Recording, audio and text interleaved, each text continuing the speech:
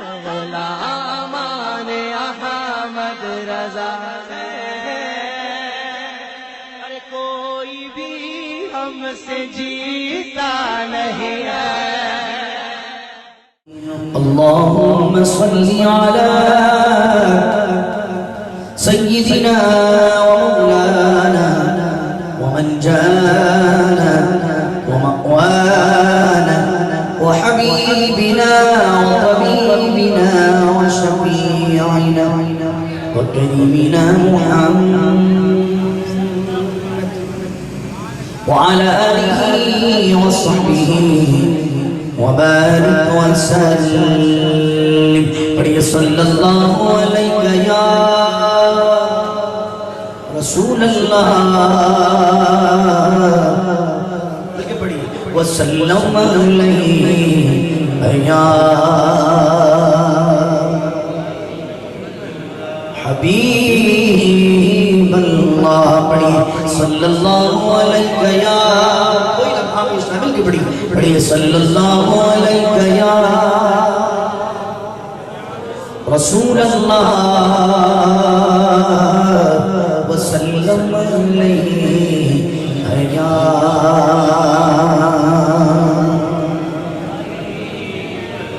موجوں پہ سفینہ دیکھا ہے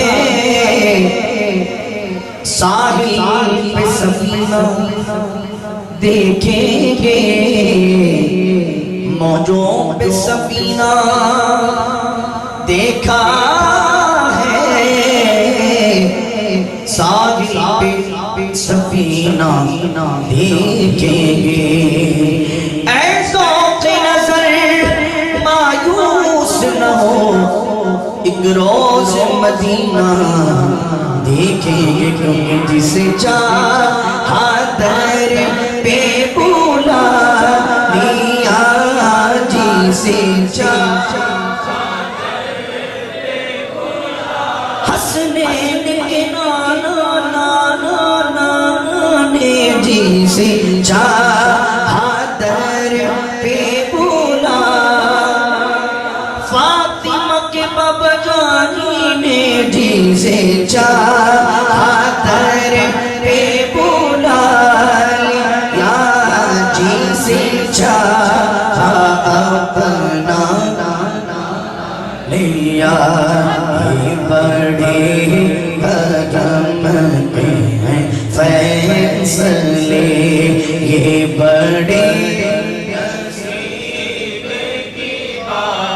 اللہ عشر محرم کے سب سب کو مدینے کی حاضری عطا فرمائے. پڑھیے پڑھیے صلو علیہ صلو علیہ صلو علیہ. خدا کی دی کا نام خدا کی دی کا نام خدا ہر ابتدا کی ابتدا کرم کی انتہا حسین ہے. میرا مولا میرا مولا میرا مولا میرا مولا حسین ہے میرا بادشاہ. خدا کا نام خدا ہر ابتدا کی ابتدا کرم کی انتہا حسین ہے.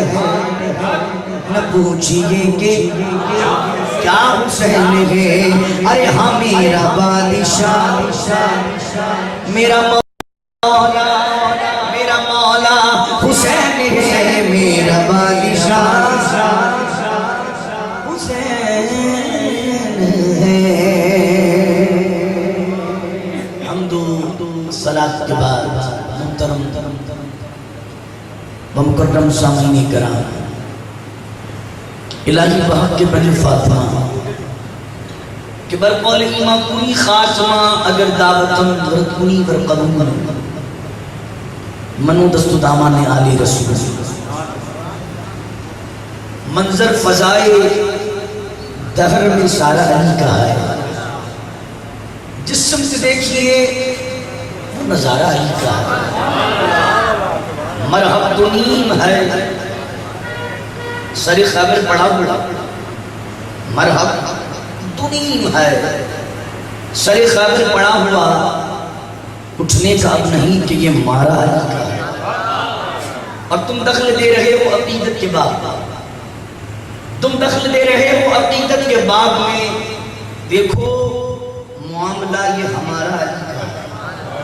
اور اے عرض پاک تجھ کو مبارک کہ تیرے پاس پرچم نبی کا چاند ستارہ علی کا ہے، اور تو کیا ہے اور کیا ہے تیرے علم کے مثال، تجھ پر کرم نصیبی یہ سارا علی کا ہے۔ ہزاروں میں 72 تھے یہ تسلیم و رضا والے، حقیقت میں خدا ان کا تھا اور یہ تھے خدا والے۔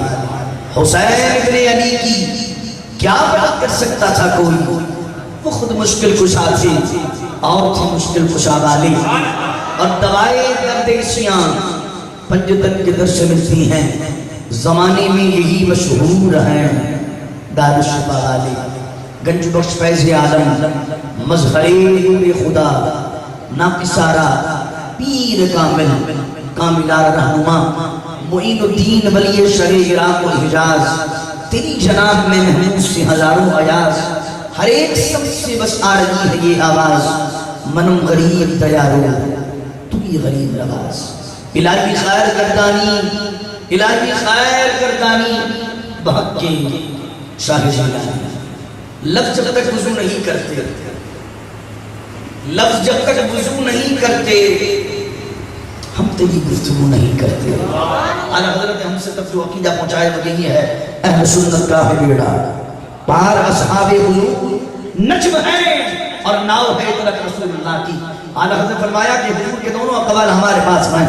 حضور کہتے ہیں اصحابی کا نجوم بِأَيِّهِمْ اقتدیتم اهتدیتم، اور کما قال علیہ السلام، میرے آقا فرماتے ہیں میرے صحابہ ستاروں کی مانند ہے، میرے آقا فرماتے ہیں میرے صحابہ ستاروں کی مانند ہے، اگر تم ان میں ایک کی پیروی کر لو گے ہدایت پا جاؤ۔ اب یہاں کسی کو الگ نہیں کیا بلکہ فرمایا کہ ایک کی پیروی کر لو ہدایت پا جاؤ۔ اب صحابی بنتا کیسے؟ صحابی ہوتا کون ہے؟ ابھی آپ نے سوچا صحابی کس کو کہتے ہیں؟ صحابی کیا نمازوں سے بنتا؟ صحابی کیا روزوں سے زکوٰۃ سے حج سے بنتا؟ نا نا، سارے نماز روزے زکوٰۃ حج والے ایک طرف، صحابی کے پاس اگر درجہ فضیلت ہے وہ ایک ہے، وہ ہے دیدار مصطفیٰ۔ دیدار مصطفیٰ نہ ہو تو ولی کی کیٹیگری میں، اگر نیک آدمی ہے اور اللہ تعالیٰ اس کو اپنی کرم سے ولایت عطا کر دے، دیدار مصطفیٰ نکال دیں تو پھر وہ ولی ہو جائے۔ لیکن بڑے سے بڑا ولی، بڑے سے بڑا قطب ابدال ادنا صحابی کے درجے تک بھی نہیں پہنچ سکتا۔ بڑے سے بڑا صحابی رضی اللہ تعالیٰ عنہ، بڑے سے بڑا ولی جو ہے وہ ادنا سے ادنا صحابی کے درجے تک نہیں پہنچ سکتا۔ تو اب یہ بحث کرنا کہ امیر معاویہ رضی اللہ عنہ فتح مکہ کے بعد اسلام لائے یا فتح مکہ سے پہلے اسلام لے آئے، ہم یہ جانتے ہیں اسلام کو اس وقت پھیلانے والے نبی مکرم ہیں، اسلام کے داعی حضور سیدی عالم ہیں۔ اب فتح مکہ سے پہلے امیر معاویہ کے اسلام کو قبول کیا اور یا فتح مکہ سے پہلے قبول کیا، تو جب تیری ذات ہوتی کون ہے جب مصطفیٰ امیر معاویہ کو قبول کر رہے ہیں؟ تیری ذات تیری تو کس چنی چنی وہ چنا میں شمار ہوتا ہے کہ تو امیر معاویہ کے اسلام پر نہیں اٹھائے۔ ابن خلدون نے لکھا اور ابن کثیر نے لکھا جب امیر معاویہ رضی اللہ تعالیٰ عنہ کے وصال کا وقت آیا، آپ نے کیا وصیت فرمائی؟ آپ کو نسبت رسول کا کتنا باس تھا؟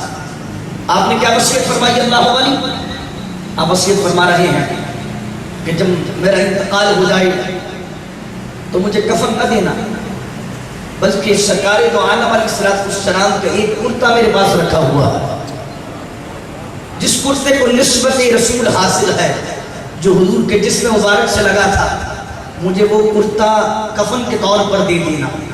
اور فرماتے ہیں کہ حضور علیہ السلام کے ابن کثیر نے لکھا کہ حضور علیہ السلام کے کچھ چند ناخن مبارک میرے پاس موجود ہیں، جب معاویہ کو قبر میں لٹھا دو پھر معاویہ کی آنکھوں پر سرکار دو عالم صلی اللہ علیہ وسلم کے وہ ناخن مبارک آنکھوں پر رکھ دینا اور خدا کو سپرد کر دینا۔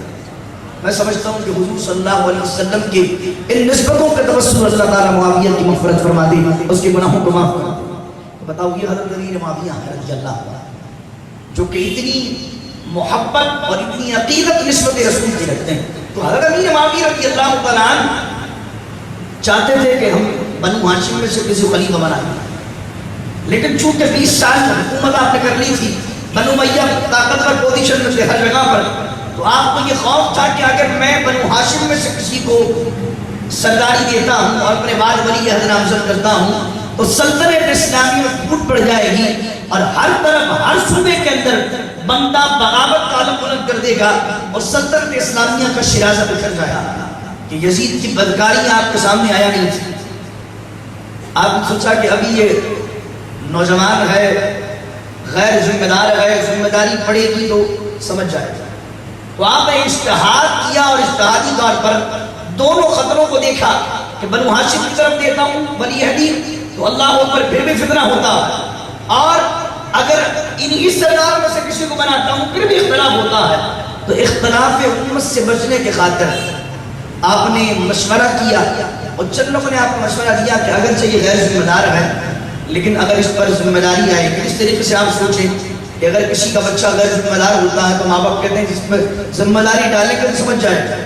حضرت امیر معاویہ رضی اللہ تعالیٰ نے اپنی دانش میں امت کی بھلائی کا سوچتے ہوئے یزید کو ولی عہد کے لیے نامزد کیا اور نامزد کر کے پھر اس کا معاملہ جو ہے وہ عوام پر چھوڑ دیا.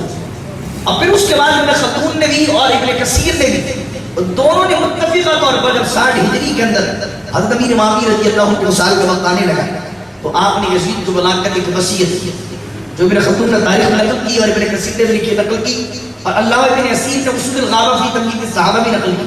یہ تینوں کتابیں بڑی معتبر کتابیں تاریخ کے حوالے سے. علامہ ابن اسیر نے اصول الغابہ میں نقل کیا، ابن کثیر نے البدایہ والنہایہ میں نقل کیا اور ابن خلدون نے تاریخ ابن خلدون کے اندر اس بات کو نقل کیا کہ حضرت امیر معاویہ رضی اللہ عنہ نے یزید کو بلایا اور بلا کر کہا دیکھ میرے بیٹے میں اپنے باپ کو ولی عہد نامزد کرتا ہوں اور خدا سے ڈرنا اور انصاف کرنا. بیٹے مجھے اندازہ ہے کہ سارے لوگ تیری بیعت کرنے کے سوائے 4 بندے، وہ 4 بندے پھر آپ نے نام دیے. آپ کہتے ہیں 4 بندے کون ہیں؟ آپ فرماتے 4 بندوں میں سے پہلا نام ہے عبد الرحمن بن ابو بکر، ابو بکر کے صاحبزادے. فرمایا دوسرا نام ہے عبداللہ بن عمر، حضرت عمر کے صاحبزادے رضی اللہ تعالیٰ عنہ. اور فرمایا تیسرا نام ہے حسین بن علی اور چوتھا نام ہے عبداللہ بن زبیر. یہ 4 بندے تیری بیعت نہیں کریں گے. عبد الرحمن بن ابو بکر یہ حکومت کے دل دادا نہیں ہے، انہیں سیٹ بنانے کا سیاست میں آنے کا شوق نہیں ہے، تو یہ تو تیرے سامنے نہیں آئیں گے. رہے عبداللہ بن عمر رضی اللہ تعالیٰ عنہ تو ان کے بارے میں حضرت امیر معاویہ کہنے لگے یہ بھی تیرے سامنے نہیں آئیں گے، عبادت نے انہیں بھلا دیا ہے، عبادت کرتے کرتے کہ ضعیف ہو گئے ہیں اور بہت کثرت سے عبادت کرنے والے ہیں. رہے حسین بن علی. اب امیر معاویہ کی بس سنیں جو کہ 3 کتابوں کے حوالے دے رہا ہوں دکھا بھی سکتا ہوں کہ اگر کوئی کہے بھائی کہاں لکھی ہوئی ہے ہم دکھائیں گے. آپ نے فرمایا 2 بندے تو حکومت کے سامنے نہیں آئیں گے اور وہ عبد الرحمن بن ابو بکر کی ذات ہے اور عبداللہ بن عمر کی ذات رضی اللہ تعالیٰ. اور رہے حسین بن علی تو فرمایا عراق کے لوگ انہیں تجھ پر خروج پر آمادہ کریں گے. عراق کے حضرت امیر معاویہ جانتے تھے کہ یہ کوفی جو ہے اور ایک مقولہ بھی فقہا لکھتے ہیں الکوفی لا یوفی، کوفے والوں میں وفا نہیں ہوتی. جنہوں نے مولا علی کے ساتھ وفا نہیں کی اور حسین بن علی کے ساتھ کیا وفا کریں گے. امیر معاویہ رضی اللہ عنہ نے کہا کہ رہے امام حسین بن علی رضی اللہ تعالیٰ ان کو عراق والے تجھ پر خروج پر آمادہ کریں گے. اور بیٹا اگر وہ تیرے سامنے آئے اور تجھ سے جہاد کریں، تیرے ساتھ قتال کریں اور تو ان پر قابو پا لے. اب سنیے بات پوری بات کہ اگر تجھ سے وہ جہاد کریں، تجھ سے لڑیں اس معاملے پر اور تو اگر غلبہ پا لے تو درگزر کرنا کیونکہ وہ نواسہ رسول ہے. درگزر کرنا کہ وہ نواسہ رسول ہے. میں نے بارہا سرکار دو عالم علیہ السلام کو دیکھا ہے کہ حضور حسین کے ماتھے کو چھوما کرتے تھے، حضور حسین کو کاندھوں پر بٹھایا کرتے تھے. تو اگر تیرا اور ان کا سامنا خدا ہے درگزر کرنا. ابھی یہ وصیت امیر معاویہ ہے یزید، تو اب پتہ لگا یہ وصیت کر کر امیر معاویہ تو بری ذمہ خدا ہے، اب یزید کے حق کے اندر ساری لعنت آتی ہے، لیکن اب یزید کی لعنت کے اندر معاذ اللہ کوئی امیر معاویہ رضی اللہ عنہ کو شامل کرے تو وہ خیانت کرتا ہے، وہ خائن ہے، وہ صحابی پر تہمت لگاتا ہے۔ حضرت امیر معاویہ رضی اللہ عنہ تو یہ کہہ رہے ہیں اگر سامنے ہو جائے تو درگزر کرنا، اور رہے عبداللہ بن زبیر کو کہا اگر وہ لڑے تو تم بھی اس سے لڑنا۔ ابن زبیر کے بارے میں یہ بات ہے، ان دو کے بارے میں، اور خاص طور پر امام علی مقام رضی اللہ تعالیٰ عنہ کے بارے میں یہ کہہ کر امیر معاویہ رضی اللہ عنہ چند دن بعد صاحب فراش رہنے کے بعد حضرت امیر معاویہ رضی اللہ تعالیٰ عنہ کا انتقال ہوتا ہے، اور 61 ہجری کے اندر اوائل آخر کے اندر 61 ہجری کی، اور 61 ہجری کا آغاز ہے اور 60 ہجری کی انتہا ہوتی ہے، اور حضرت امیر معاویہ کے وصال کے بعد یزید مسند حکومت میں بیٹھ جاتا ہے۔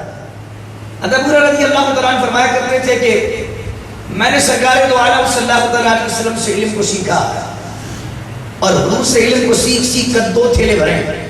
کتنے؟ جتنا تمہیں بتایا ہے یہ تو ابھی ایک تھیلا کھلا ہے، ایک تھیلا تو ابھی مخفل ہے، کھولا ہی نہیں۔ وہ حضور نے جو راز کی باتیں حضرت ابو ہریرہ کو بتائی تھی، فرمایا جتنا تمہیں بتایا ہے یہ ایک تھیلا کھولا، ایک تھیلا نے مجھے نہیں کھولا، اور فرمایا اگر میں اس تھیلے کی باتیں بتا دوں تو اپنی گردن پر ہاتھ رکھ کر کہتے تھے لوگ میری گردن پر خنجر چلاتے ہیں۔ اور یہ ابو ہریرہ رضی اللہ عنہ ہے جو دعا کیا کرتے تھے اللہ مجھے 60 ہجری کے اندر لوٹوں کی حکومت سے پناہ عطا فرما۔ اور آپ جا دیکھیں کہ حضرت ابو ہریرہ کا جو تاریخ وصال ہے، سن وصال ہے، وہ 59 ہجری ہے۔ آپ دعا کرتے تھے اور آپ کو معلوم تھا کہ آنے والے دور میں 60 ہجری کے اندر جو ہے وہ مسند حکومت پر یزید آئے گا اور وہ کیسی خماست کرے گا۔ آپ جانتے تھے حضور نے پہلے ہی بتایا ہوا تھا 60 ہجری کے اندر وہ آیا۔ اب مدینے کے اندر اس وقت ولید بن عتبہ جو ہے، ولید بن عتبہ بن ابی سفیان اس وقت گورنر تھا، اور اس کو سب سے پہلے یزید نے مسند حکومت میں بیٹھ کر یہ کہا کہ جاؤ تم مدینے، اور مدینے جا کر سب سے پہلا یہ کام کرو کہ حسین بن علی کو بلاؤ، ابن زبیر کو بلاؤ، عبد الرحمن بن ابو بکر کو بلاؤ، عبداللہ بن عمر کو بلاؤ، 4 بندوں کو بلاؤ کہ میرے والد کے زمانے میں جن 4 بندوں نے بیعت نہیں کی تھی سب سے پہلے ان 4 سے بیعت کرنا ہے۔ ولید بن عتبہ بن ابی سفیان کی جب یہ خبر لگی تو یہ بلانے لگا، پہلے عبداللہ بن زبیر کو بلایا اور اس کے بعد امام حسین بن علی کو بلایا، عبداللہ بن عمر اور عبد الرحمن بن ابو بکر کو جب بلایا تو مورخین نے لکھا کہ عبداللہ بن عمر رضی اللہ عنہ نے کہا ولید اتنی جلدی کس بات کی ہے؟ جب سارے مسلمان بیعت کر لیں تو عبداللہ ہی بیعت کر لیں، مجھے بیعت سے کوئی یاد نہیں ہے، لیکن سب سے پہلے میری بیعت کو لی جا رہی ہے، سب سے پہلے میرا ہی ووٹ کو لیا جا رہا ہے۔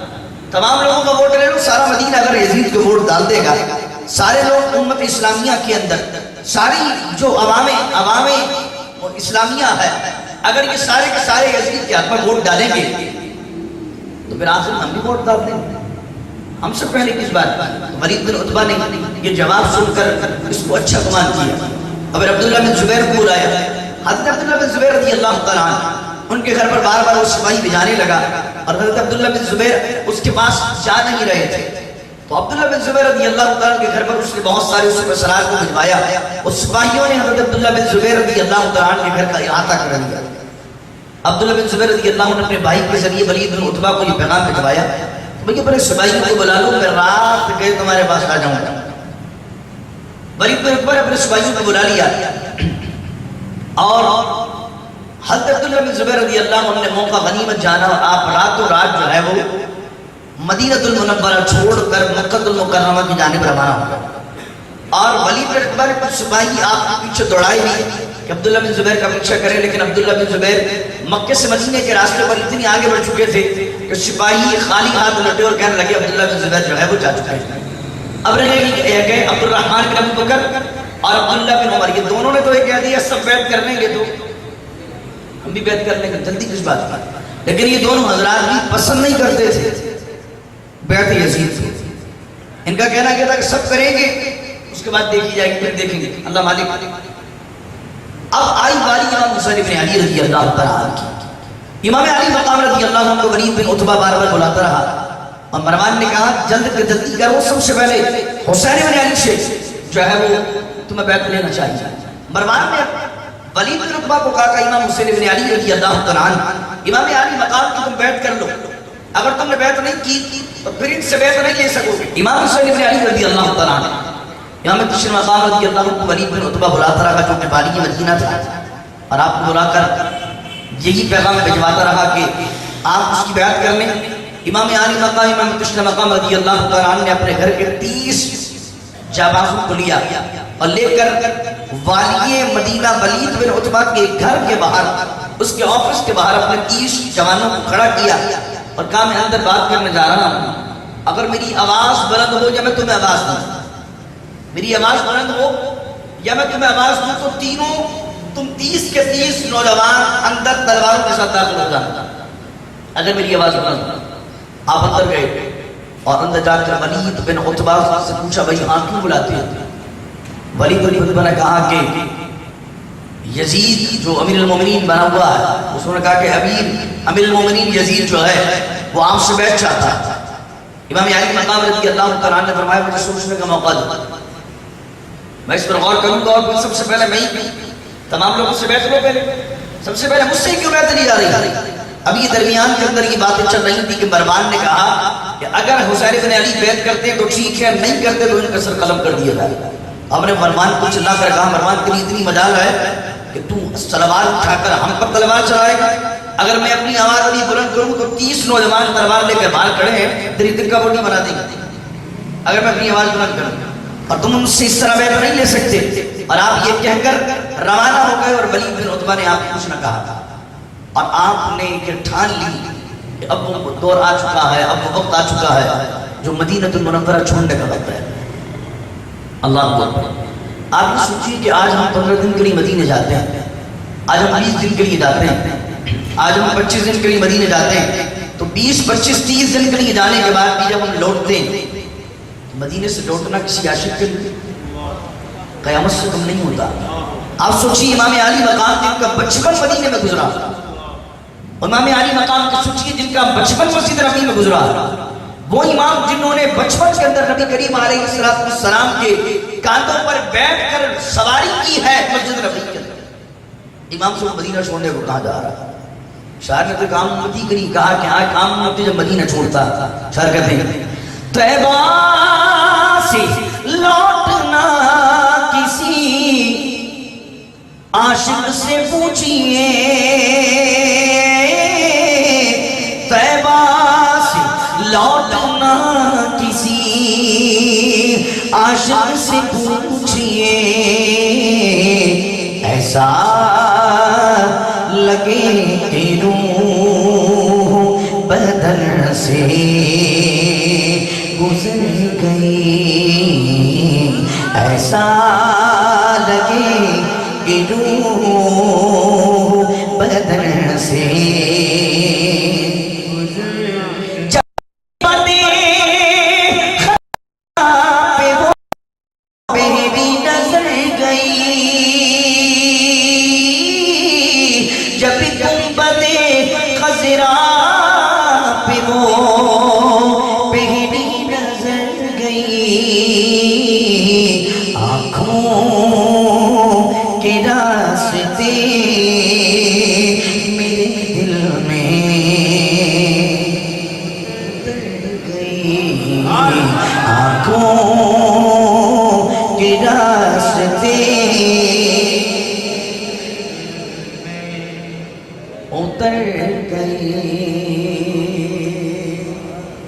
اب یہ سوچیں کہ عام امتی کا حال، اور امام حسین علی مقام رضی اللہ عنہ جن کا بچپن گزرا،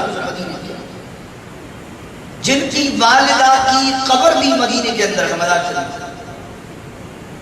آج کوئی امریکہ میں رہتا ہو، کوئی لنڈن میں رہتا ہو، کوئی جاپان میں رہتا ہو، کوئی آسٹریلیا میں رہتا ہو، آپ دیکھیں جب وہ آتا ہے شہر میں، اپنے آبائی شہر میں، تو ڈائریکٹلی قبرستان جاتا ہے والدین کی قبر پر۔ ماں باپ کی جس شہر میں قبر ہوتی ہے، اس قبر اس شہر سے انسیت ہوتی ہے۔ مخدومہ کائنات کی قبر انور مزار مبارک مدینے کے اندر ہے۔ اللہ اللہ، وہ شاعر نے کہا نا مزار پاک کربلا والوں کی یاد آئی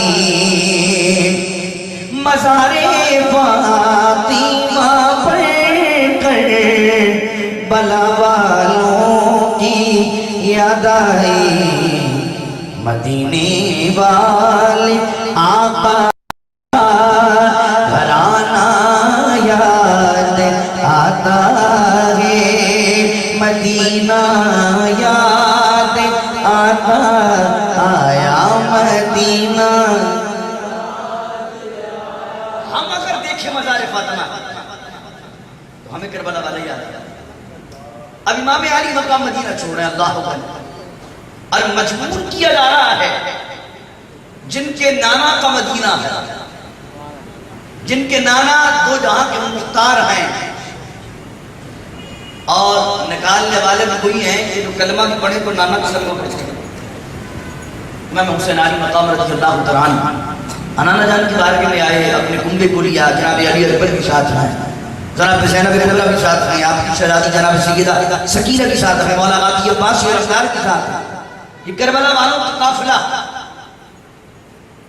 محمد بن حنفیہ کے سوا اور علی کے ایک شہزادے جن کا نام ہے محمد بن حنفیہ، انہوں نے مشورہ دیا امام علی مقام رضی اللہ تعالیٰ عنہ کو کہ بھائی آپ یزید کی بیعت نہ کریں اور آپ خود بھی نہیں چاہتے تھے، آپ ایسا کریں کہ ہم مدینہ چھوڑ کے مکہ چلے جائیں.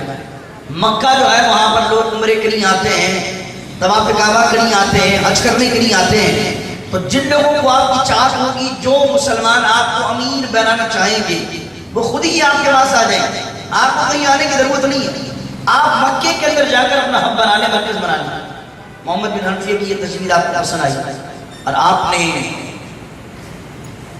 آخری شب جو ہے وہ حضور کے دربار گوہر بار پر حاضر تھے اور روتے ہوئے حضور کی بارگاہ میں سلام عرض کیا، السلام علیکم یا جدی، اے میرے نانا جان آپ پر سلام. جناب زینب رضی اللہ بھی سلام کرنے اور یہ شب آخری ہے.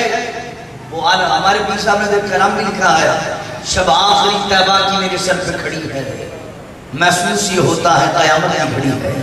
وہ امیر رسول نے لکھا ہے شب آخری طیبہ کی میرے سر پہ کھڑی ہے،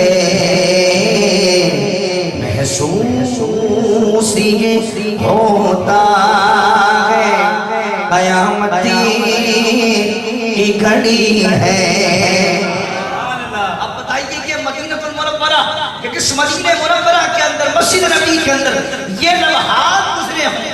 امام علی مقام مدینہ چھوڑ، سوچیے تو سوچیے منظر کو دیکھیے، مدینہ چھوڑتے ہوئے آپ کا عالم کیا ہوگا. اللہ غنی. آپ مدینہ چھوڑتے ہیں، مکہ المکرمہ تشریف لاتے ہیں، یہاں پہلے سے عبداللہ بن زبیر موجود ہے رضی اللہ، عبداللہ بن زبیر رضی اللہ عنہ یہاں پہلے سے موجود ہے. لیکن جب امام علی مقام تشریف لاتے ہیں تو امت کے اندر پھر خاندان رسول میں نواسے اللہ، ساری امت گروہ در گروہ جو ہے امام حسین علی مقام کی بارگاہ میں آتے ہیں. اللہ اکبر.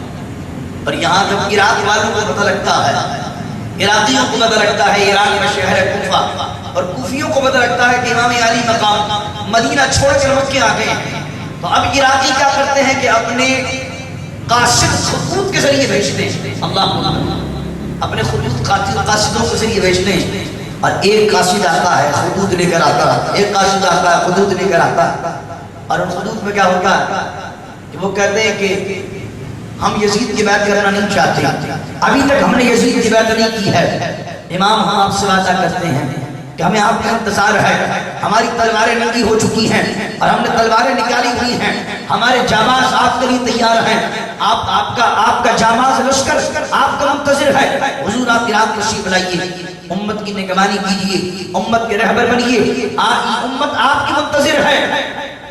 اللہ یہ خط نہیں آیا، دو نہیں آئے، تین نہیں آئے، ایک قاصد آتا تو 100 خطوط لے کر آتا اور آتا خود بھی کہتا حضور سارے لوگ منتظر ہیں، ابھی تک یزید کی انہوں نے بیعت نہیں کی ہے، آپ کے منتظر ہیں، وہ چاہتے ہیں کہ آپ آئیں.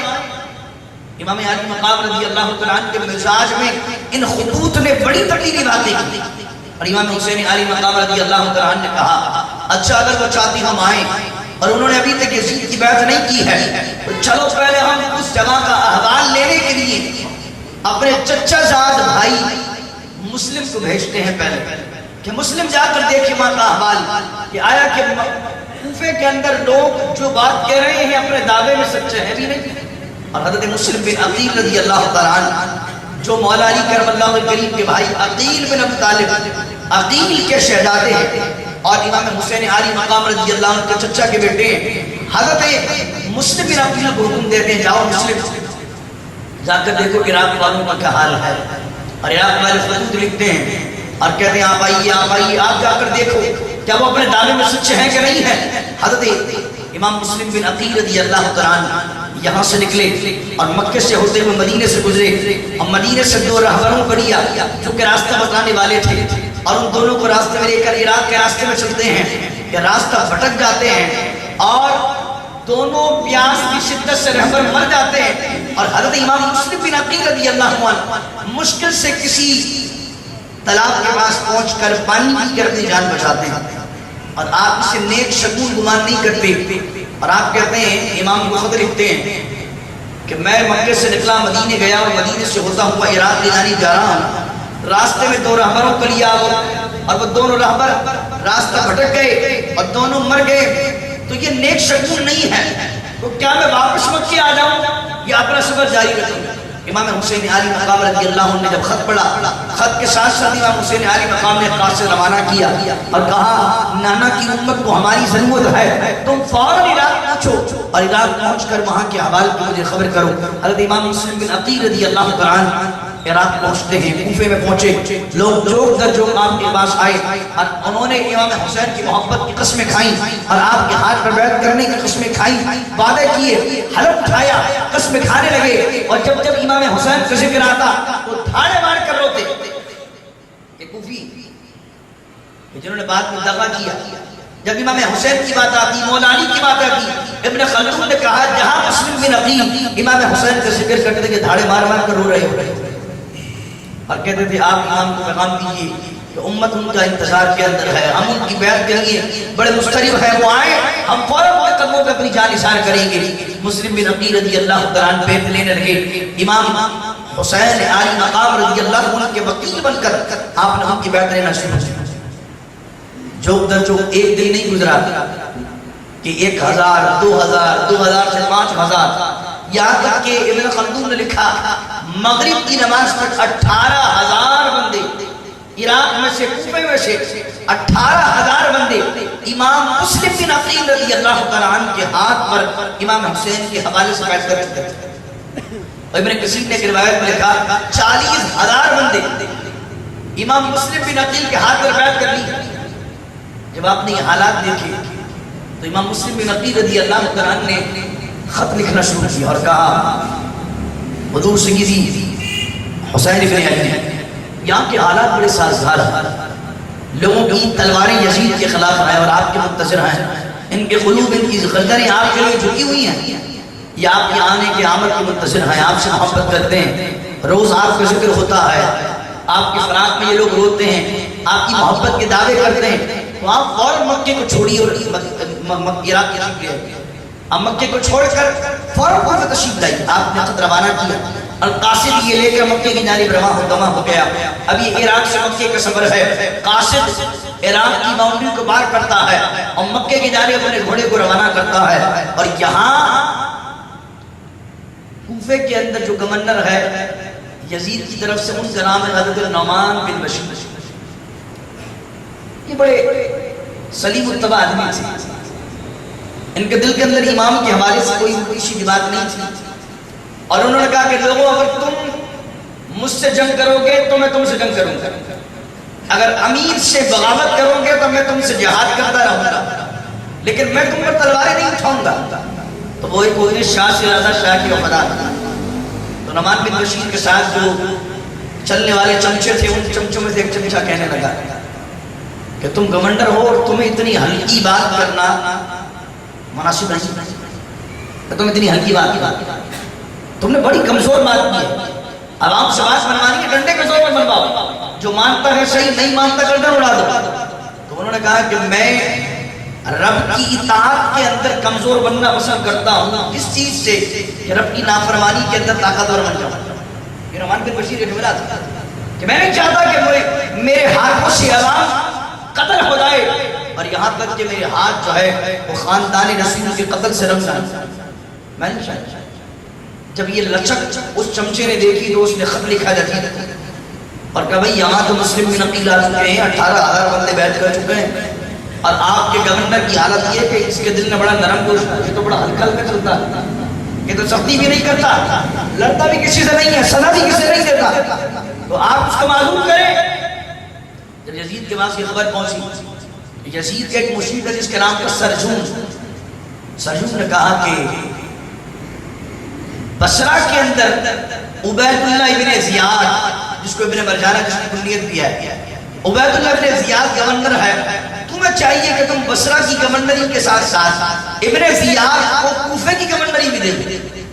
حالانکہ یزید ابن زیاد کو پسند نہیں کرتا تھا, لیکن سرجون کیونکہ بہت خاص مشیر تھا, اس نے کہا کہ ابن زیاد کے اندر ذرا نرمی نہیں ہے, وہ بڑا سخت آدمی ہے, اس کا دل بڑا سخت ہے اور وہ لحاظ مربت کچھ نہیں کرتا. تو اس نے ابن زیاد کو فرمانا لکھا کہ میں نعمان بن بشیر کو معزول کرتا ہوں اور بصرے کے ساتھ ساتھ مجھے کوفہ کی بھی میں تجھے ریاست کا جو ہے وہ گورنر بناتا ہوں.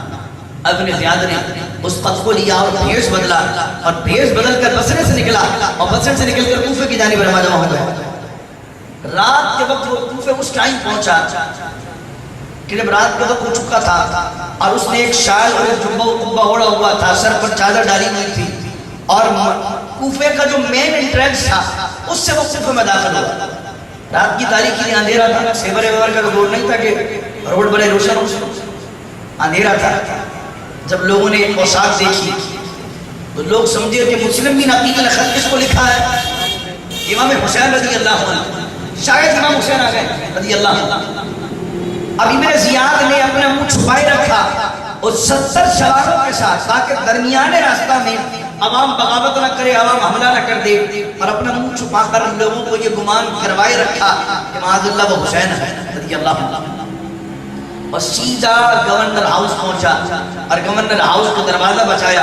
نعمان بن بشیر سمجھے کہ مسلم بن عقیل ہیں, انہوں نے دروازہ نہیں کھولا. جب اس نے کہا کہ میں ابن زیاد کو دروازہ کھولا اور ہاتھ میں کہا نعمان تم معزول ہو چکے ہو, یزید نے مجھے گورنر یہاں کا بنا دیا ہے. اور یہاں پہنچنے کے بعد اس نے سب سے پہلے طلب کیا وہاں کے امیر لوگوں کو, جتنے امیر ہیں مال و دولت والے ان کو جمع کرو گورنر ہاؤس کے اندر, اور پوچھا کہ بتاؤ گورنر جب جمع ہو گئے, امیر لوگ جمع ہو گئے تو پوچھا بتاؤ مسلم بن عقیل کہاں. لوگوں کو یہ خبر لگ چکی تھی کہ ابن زیاد آ چکا ہے اور نعمان بن بشیر معزول ہو گیا. کہا کہ بھائی مسلم بن عقیل کہاں ہے, لوگوں نے جواب نہیں دیا. تو اب اس نے کیا کیا کہ اپنے ایک بندے کو 3,000 درہم دیے اور اس کو کہا کہ تم کہنا کہ میں حمص سے آیا ہوں, الگ سٹی کا نام ہے, کہ تو ان لوگوں میں جا کر گل مل یہاں کے لوگوں میں عوام میں بیٹھ اور جا کر کہے کہ میں خاندان رسول کے جو دشمن چراغ آئے ہوئے میں نے سنا ہے کہ مسلم بن عقیل یہاں تشریف لائے ہوئے ہیں, میں ان سے ملاقات کرنا چاہتا ہوں اور ان کی فوج میں شامل ہونا چاہتا ہوں, یزید کے خلاف علیہ بغاوت بلند کرنا چاہتا ہوں. ابن زیاد نے پوری ایک پالیسی تیار کی اور بندہ تیار کیا.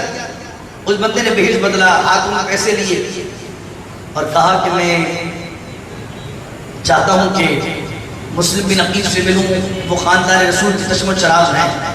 جب لوگوں نے اس کی بات سنی تو مسلم بن اوس سجا, ایک شخص وہاں موجود تھے جو مسلم بن عقیل رضی اللہ عنہ کے ساتھی تھے. انہوں نے جب یہ بات سنی تو بہت خوشی کا اظہار کیا اور کہا تمہیں یہ کیسے معلوم کہ میں جانتا ہوں. تو اس نے کہا حضور مجھے معلوم تھا کہ آپ میں چند لوگ ہیں جن کو مسلم بن عقیل کا پتہ معلوم ہے, یہ مسلم بن عقیل کے پاس لے گئے. مسلم بن عقیل کی بارگاہ میں بندہ پہنچا اور پہنچ کر پہلے آپ سے ساری باتیں پوچھتا رہا, وہاں کے احوال سے باخبر رہا اور پھر آپ کی بارگاہ میں 3,000 درہم پیش کی. کہ حضور میں چاہتا ہوں کہ اس 3,000 درہم سے اسلحہ خریدا جائے تاکہ ہم اگر یزید کی فوجوں سے یہ ابن زیاد سے مقابلہ کریں تو میرے مال سے مقابلہ ہو. اور یہ چندہ وغیرہ دے کر چلا گیا. ابن زیاد کی پورا حال سنایا کہ ابن زیاد کو کہا کہ مسلم بن عقیل جو ہے وہ حضرت ہانی بن عروہ ایک صحابی ہے, حضرت ہانی بن عروہ رضی اللہ تعالیٰ کے گھر پر قیام انہوں نے کیا ہوا ہے. اب ہانی کو جو ہے ابن زیاد نے اپنے دربار میں طلب کیا, ہانی نہیں آئی. تو شریک بن عامر ایک بہت کوفے کے بزرگ آدمی تھے اور ابن زیاد بھی وہ جانتے تھے اور وہ بیمار تھے، 90 سال کی ان کی عمر ہو چکی تھی. تو ابن زیاد نے چاہا کہ میں اس بزرگ آدمی کی عیادت کر کے آؤں. تو حضرت مسلم بن عقیل کو اور ہانی بن عروہ کے گھر پر شریک بن عامر آ گئے اور ان کی عیادت کرنے ابن زیاد کو آنا تھا. تو شریک نے کہا حضرت مسلم بن عقیل سے کہ ابن زیاد میرے پاس آنے والا اور تم مسلم ایسا کرو کہ تم دیوار کے پیچھے جو دروازہ ہے دروازے کے پیچھے چھپ جاؤ اور جب میں کہوں پانی مجھے چاہیے تو سمجھ جانا کہ اشارہ ہے. جب میں پانی مانگوں تو تم باہر نکل کر جو ہے وہ اس کو مار دینا. اور اگر ابن زیاد اتنا ختم ہو جائے گا تو پھر یہاں کوفے کے اندر کوئی اور بندہ نہیں ہے جو بندہ آ کر یزید کی منمانی کروا سکے. ہانی بن عروہ چاہتے تھے کہ میرے گھر پر قتل و غارت نہ ہو، لیکن شریک بن عامر نے ان کو انسسٹ کیا کہ جب یہ معاملہ ہو جانا چاہیے. ابن زیاد آیا اور شریک بن عامر کی عیادت کرنے لگا اور امام مسلم بن عقیل دروازے کے پیچھے موجود تھے. شریک نے بلند آواز سے کہا مجھے پانی چاہیے. امام مسلم بن عقیل رضی اللہ عنہ باہر نہ نکلے. شریک نے 3 مرتبہ کہا کہ مجھے پانی چاہیے. امام مسلم بن عقیل باہر نہ نکلے تو ابن زیاد کو شک ہوا کہ یہ پانی نہیں ہے، شاید کچھ اور ہے، اور فوراً اٹھ کر اپنے غلام کے ساتھ بھاگ گیا. اس کو لگا کہ شاید میری جان گزر رہا ہے. شریک نے باہر امام مسلم بن عقیل کو بلایا جب ابن زیاد چلا گیا اور کہا امام مسلم بن عقیل کو کہا حضور یہ تو بڑا اچھا موقع تھا، ابن زیاد کو آپ ختم کرتے تو مسئلہ ختم ہو جاتا. تو آپ نے کہا کہ بات یہ ہے کہ ہم خاندان رسول کشم و چراغ ہیں. ایمان اور دھوکہ دینا یہ 2 متضاد چیزیں ہیں. ایمان اور دھوکہ. حضور فرماتے ہیں نا من غش علی سبیل اللہ کما قال علیہ، جو دھوکہ دے وہ ہم میں سے نہیں ہے. سرکار دو عالم علیہ السلام نے فرمایا جو دھوکہ دے وہ ہم میں سے. تو فرمایا ایمان اور دھوکہ دینا کہ 2 متضاد چیزیں ہیں. اور پھر تو ہم تو خاندان رسول ہیں، ہم کسی کو دشمن کو بھی پیٹھ پہ سوار نہیں کرتے. دشمن کو مارنا ہو تو سامنے آ کے وار کرتے. میری غیرت نے گوارا نہ کیا کہ میں ابن زیاد کے پیچھے سے ماروں، اس لیے میں پیچھے سے نہیں آیا. شریف نے کہا کہ میں کوئی دیانتدار آدمی آپ سے نہیں مروا رہا تھا، وہ تو تھا ہی چور مکار آدمی، اور وہ مرتا تو امت کے اندر امن و امان آ جاتا. اور شریف کی بات کیا کر 3 دن بعد شریف کا انتقال ہو گیا. اور ہانی بن عروہ کو بار بار بلانے کے بعد ابن زیاد نے بلایا اور بلا کر کہا مسلم کہاں ہے؟ ہانی بن عروہ نے کہا میں نہیں جانتا کہ مسلم بن عقیل کہاں ہے. جب 3 مرتبہ ابن زیاد نے پوچھا مسلم کہاں ہے، ہانی بن عروہ نے انکار کیا. تو ابن زیاد نے اسی غلام نے اس کو 3000 درہم دے کے بھیجا تھا. اس کو دروازے سے بلایا اور بلا کر کہا اس کو جانتے ہو؟ جب ہانی بن عروہ نے بندے کو دیکھا تو کہا کہ تو وہی ہے جو کہہ رہا تھا میں حمص سے آیا ہوں اور میں تو بڑا محبت کرنے والا ہوں. یہ تو بندہ ابن زیاد کا نکلا.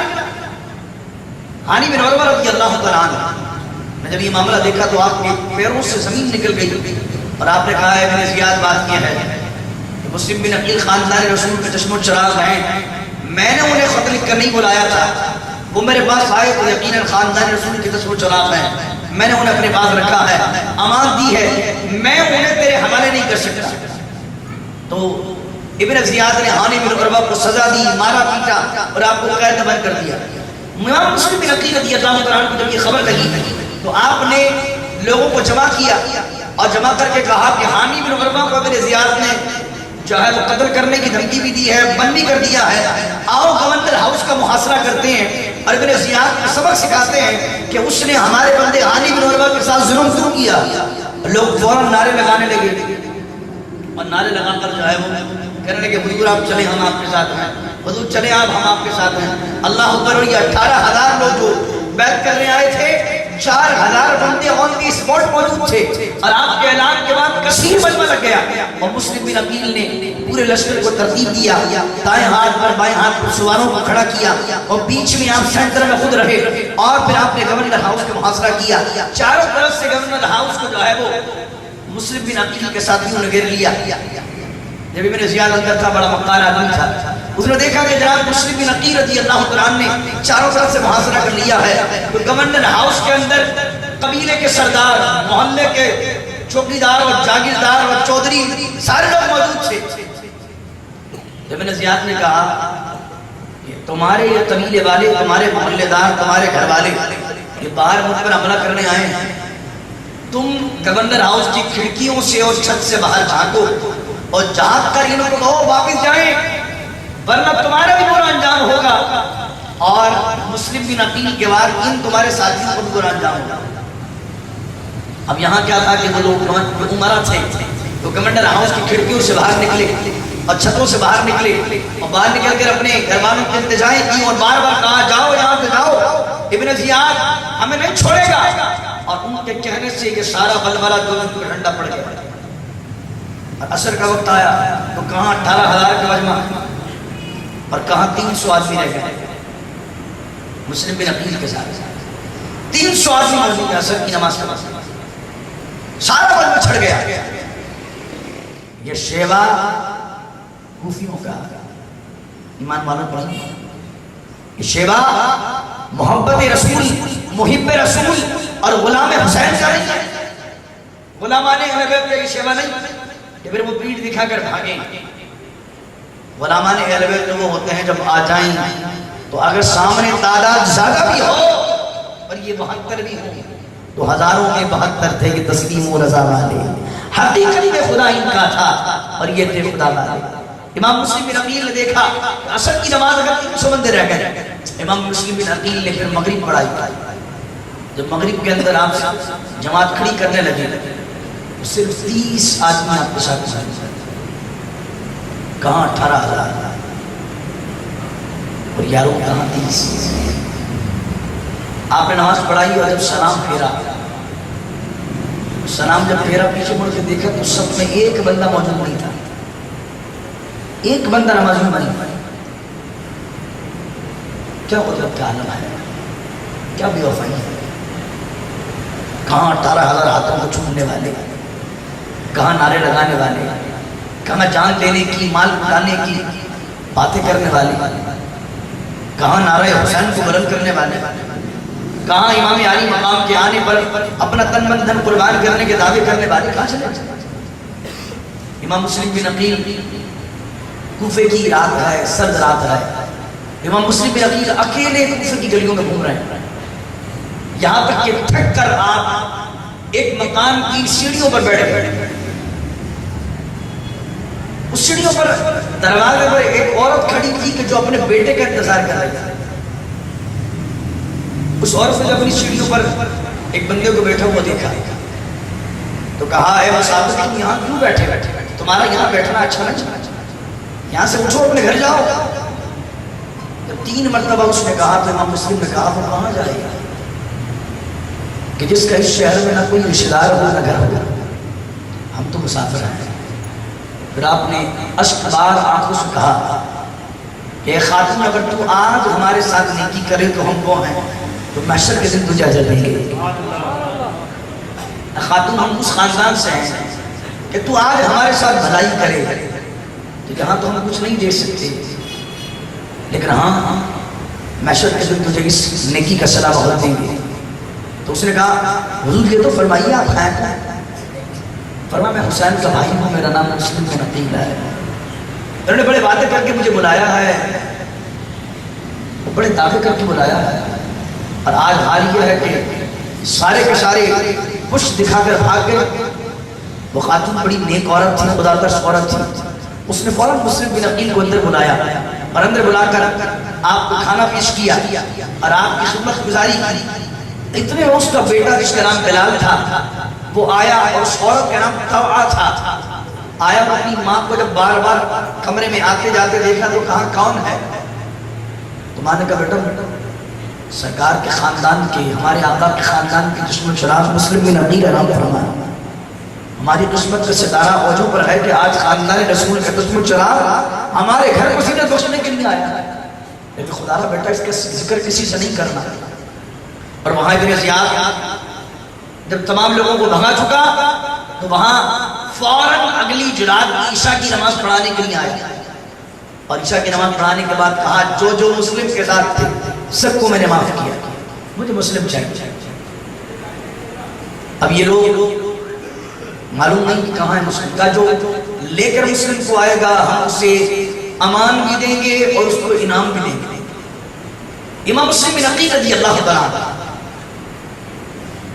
طوعہ کے گھر کے اندر موجود ہیں، اور وہ نوجوان بلال رات بھر کربٹی بدلتا رہا، صبح اٹھا تو اس کے مقدر کے اندر یاوری نہیں تھی، بھلائی نہیں تھی، دل میں لالچ تھا. اس نے ذرا سے انعام کے لالچ میں جا کر ابن زیاد کے مشیر کو کہا کہ امام مسلم بن عقیل میرے گھر پر ہے. آپ کوفے سے باہر نہیں جا سکتے تھے کہ ہر دروازے کو بند کیا جا چکا تھا، کوفے کے شہر سے باہر نہیں جا سکتے. تو وہاں کے گھر میں موجود تھے اور اس گھر کا پتہ بھی اس عورت کا بیٹا بدبخت بتا کے آ چکا تھا ابن زیاد. ابن زیاد نے جب یہ سنا تو اپنے سواروں کو روایت میں آتا 30 سواروں کو بھیجا کہ 30 سوار جا کر امام مسلم بن عقیل رضی اللہ تعالیٰ عنہ کو پکڑ کر لے کر آئے، گرفتار کر لے کر آئے. جب ان 30 سواروں نے اس پورے گھر کا محاصرہ کر لیا تو امام مسلم بن عقیل رضی اللہ تعالیٰ عنہ نے اپنی تلوار نکالی اور تلوار نکالی تو ابن خلدون نے کہا وہ 30 بندے اس عورت کے گھر میں گھستے تھے اور یہ خاندان رسول کا چشم چراغ جب تلوار چلاتا تھا. ابن خلدون نے کہا 3 مرتبہ 30 کے 30 بندوں کو باہر بھیجا، 3 مرتبہ باہر نکالا پھر اندر. لیکن اس 3 مرتبہ کے جنگ و جدال کے اندر امام مسلم بن عقیل زخموں سے چور چور ہو چکے ہیں اور آپ کے ہونٹ زخمی ہو چکے ہیں. امام مسلم بن عقیل رضی اللہ تعالیٰ عنہ کو ایک بندہ تھا محمد بن اشعث جو کہ ابن زیاد کے دربار تھا. اس نے کہا میں آپ کو مان دیتا ہوں، آپ سے وعدہ کرتا ہوں آپ کو کچھ نہیں ہوگا. امام مسلم بن عقیل نے جب یہ سنا تو آپ نے اپنی تلوار نیام میں کر لی اور نیام میں کرنے کے بعد لوگوں نے آپ کو جو ہے اونٹ پر بٹھایا اور اونٹ پر بٹھانے کے بعد جب آپ سے تلوار لی گئی تو آپ کی آنکھوں سے اشک رواں ہو گئے، آپ رونے لگے. تو ابن زیاد کے ایک آدمی کہنے لگا کہ جس مشن پر تم نکلے تھے اس مشن کے اندر تو ایسے حالات آتے ہیں اور جب مصیبت آتی ہے اور تم کیسے مشن پر نکلنے والے رویا نہیں کرتے اور اب تم رو رہے ہو. امام مسلم بن عقیل کہتے ہیں میں اپنی جان کے لیے نہیں روتا، مجھے اپنی جان کی فکر نہیں، میرا رونا تو صرف اس لیے ہے کہ میں اپنے بھائی حسین بن علی کو خط لکھ چکا ہوں اور ان کو یہ بتا چکا ہوں کہ یہاں کے 18,000 لوگ بیعت کر چکے ہیں اور میرا بھائی حسین بن علی ننھے ننھے بچوں کو خواتین کو بھی لے کر آ رہا ہے، اپنے گھر والوں کو لے کر آ رہا ہے. میں نے اسے بتایا بڑا پرسکون ماحول ہے، لوگوں کی تلواریں یزید کے خلاف ہیں، دل اور جگر اور اثر آپ کے لیے جھکے ہوئے ہیں، آپ کے منتظر ہیں.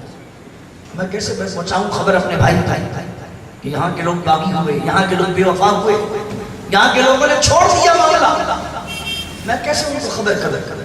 امام مسلم بن عقیل ہو رہے ہیں ابن زیاد کے دربار کے اندر آپ کو پہنچایا جائے. ابن زیاد کے دربار اگر پہنچے تو آپ نے ٹھنڈا پانی طلب کیا تو ایک ابن زیاد کا چمچہ کہنے لگا معاذ اللہ آپ کے لیے ٹھنڈا پانی نہیں، آپ کے لیے تو جہنم کا کھولتا ہوا پانی ہے. آپ نے کہا بدبخت تو ہمیں کہتا ہے کہ ہمارے لیے جہنم کا پانی ہے، جانتا ہم کون ہیں؟ ہمارے نانا ساتھی کوثر قیامت کے دن پیاسے ہماری بارگاہ میں آئیں گے اور ہمارے صدقے سے انہیں کوثر کے جام ملیں گے. تو ہمیں کہتا ہے ہماری کھولتا ہوا پانی. اللہ اکبر. آپ ابن زیاد کے دربار میں گئے، ابن زیاد کو سلام نہیں کیا تو کسی نے کہا سلام کرو. آپ نے فرمایا کہ اگر یہ مجھے قتل کرنے کا ارادہ رکھتا تو میں سلام کہتا. اللہ اکبر. پھر گفتگو ہونے لگی، اب بات کرتے رہے. امام مسلم بن عقیل کو اپنی جان کی پرواہ نہیں، امام مسلم بن عقیل اس کو جواب دیتے رہے. ابن زیاد کے کسی نے سوال کرتا رہا، آپ جواب دیتے رہے، یہاں تک کہ ابن زیاد لانتی نے حکم صادر کیا امام مسلم بن عقیل رضی اللہ تعالیٰ عنہ گورنر ہاؤس کی چھت پر لے جا کر ان کے سر کو قلم کر دیا جائے اور ان کے سر کو گورنر ہاؤس کی چھت سے نیچے پھینک دیا جائے. اور پھر امام مسلم بن عقیل رضی اللہ تعالیٰ عنہ کو گورنر ہاؤس کی چھت پر لے جایا گیا، آپ کے سر کو قلم کیا گیا اور آپ کے سر کو العیاذ باللہ تعالیٰ گورنر ہاؤس کی چھت سے نیچے بھیج دیا گیا اور پھر آپ کا جسم مبارک کو بھی نیچے پھینک دیا گیا.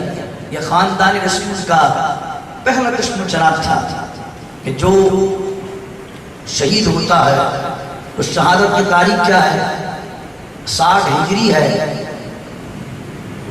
وہ 9 ذی الحجہ عرفات کے اندر حاجی کہہ رہا ہے لبیک اللہم لبیک لبیک لا شریک لک لبیک ان الحمد والنعمت لک والملک.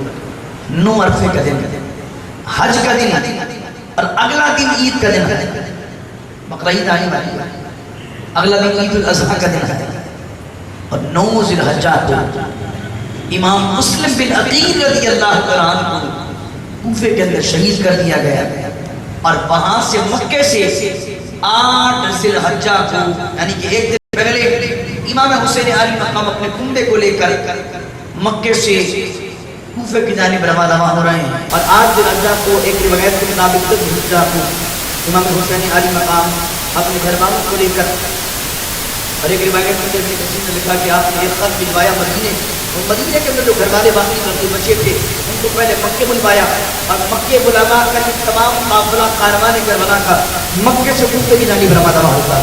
ابھی تک امام مسلم بن عقیل رضی اللہ عنہ کے خط امام حسین کے پاس نہیں پہنچا۔ آپ کچھ آگے بڑھتے ہیں تو یمن سے ایک قافلہ آ رہا ہوتا ہے جو کہ یزید کے پاس جاتا ہے کچھ تحائف لے کر، اور باقی یمن میں کچھ تحائف یزید کے لیے بھیجے ہوتے ہیں۔ امام حسین علی مقام سے ملتا ہے، امام حسین علی مقام یزید کے حال سے اس کو باخبر کرتے ہیں اور کوفے کے احوال کے بارے میں بتاتے ہیں۔ تو یمن والے کہتے ہیں حضور ہم چاہتے ہیں کہ آپ کے ساتھ آپ کے قافلے میں شریک ہو جائے، آپ کوفے جا رہے ہیں، آپ کے ساتھ کوفے میں رہیں گے اور کوفے کے اندر بیٹھ کر جو ہے سلطنت اسلامیہ کو چلائیں گے مل کر۔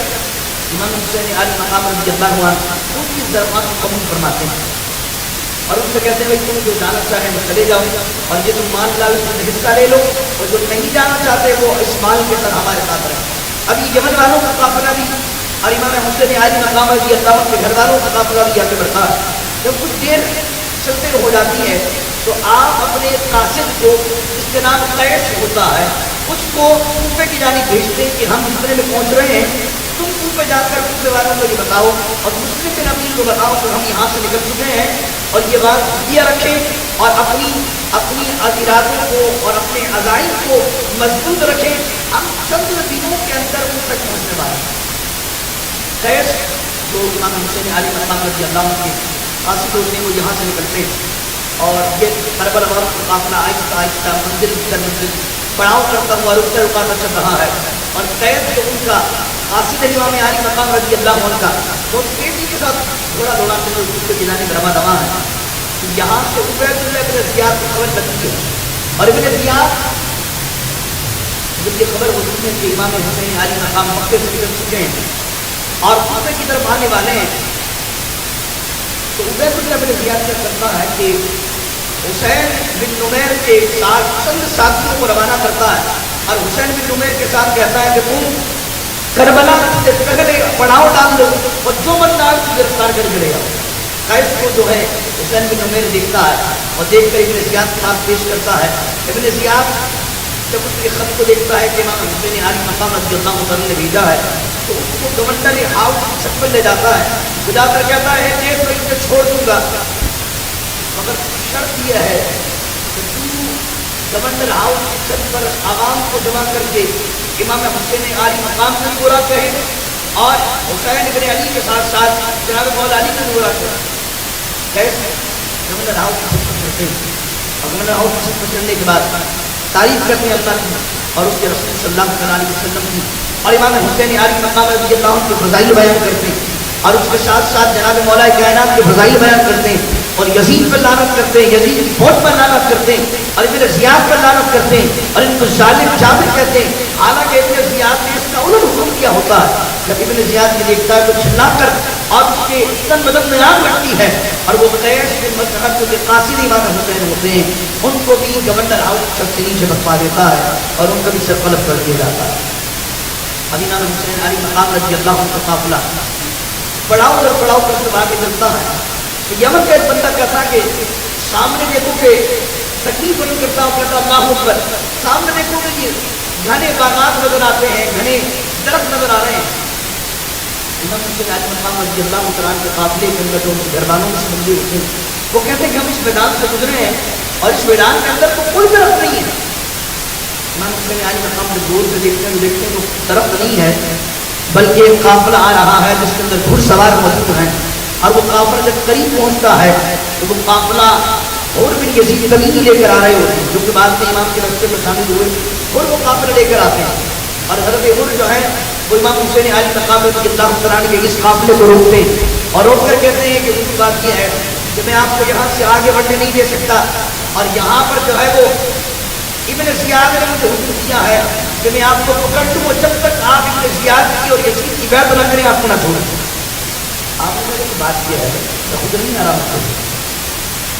مجھے صوبے والوں نے خط لکھ کر بلایا تھا, میں خود اپنی مرضی سے نہیں آ رہا. وہ کہتے ہیں کہ ہمیں تو کسی خبر کی کسی خط کی کچھ خبر ہی نہیں ہے, اور آپ کہتے ہیں ہمیں خط لکھ کر بلایا جا رہا ہے. تو امام حسین علی مقام نے خلدون نے لکھا, اور ابن کثیر نے اس بات کو لکھا. امام حسین علی مقام رضی اللہ عنہ اپنے حجرے میں جاتے ہیں, اور 2 تھیلے جو خطوط سے بھرے ہوتے ہیں امام حسین علی مقام رضی اللہ عنہ باہر لا کر اور اپنے درمیان تھیلوں کو کھول دیتے ہیں, اور پھر زمین نہیں دکھتی ہے اتنے خطوط امام کے پاس پہنچے ہوئے. ہماری امام بناتے ہیں خط تو تھوڑی آئے, 2 خط تو تھوڑی آئے ہوں, 3 خط تو تھوڑی آئے ہوں, کثیر خطوط صوبے والے نے بھیجے. اب وہ اپنے وعدے سے پھر گئے ہیں تو وہ الگ بات ہے. اگر وہ نہیں چاہتے کہ میں ان کے پاس آؤں تو آپ نے اپنا گھوڑا موڑا اور اپنے گھر والوں کو کہا کہ چلو واپس چلتے ہیں, اور میں آپ کا راستہ روک لیا. اور کیا وہی بات یہ ہے کہ مجھے ابن زیاد نے کہا کہ میں آپ کو جانے نہ دوں جب تک آپ یزید کی بات کو تسلیم نہیں کر لیتے. ابن زیاد تو حضور پر بولنا راستہ روکا ہوا ہے. امام علی مقام رضی اللہ عنہ سے بات کرنے کا نماز کا وقت ہوا. جب نماز کا وقت ہوا تو آپ نے حضور کو کہا تم اپنے قوم کو نماز پڑھاؤ, ہم اپنے گھر والوں کو نماز پڑھاتے ہیں. تو حضور کو اس کی فطرت کے اندر سلیم طبیعت, اس کو امام کے لشکر میں آنا تھا. تو وہ کہنے لگے حضور آپ موجود ہو محراب کے اندر پہنچے. حضور ایسا کرتے ہیں کہ آپ نماز پڑھائیں, ہم بھی آپ کے نیچے نماز پڑھتے ہیں, اور آپ گھر والے بھی آپ کے نیچے نماز پڑھتے ہیں. اور امام حسین علی مقام رضی اللہ عنہ نے نماز پڑھائی. اور نماز پڑھانے کے بعد کہا کہ وہ نہیں مانتے تو کچھ جانے دو.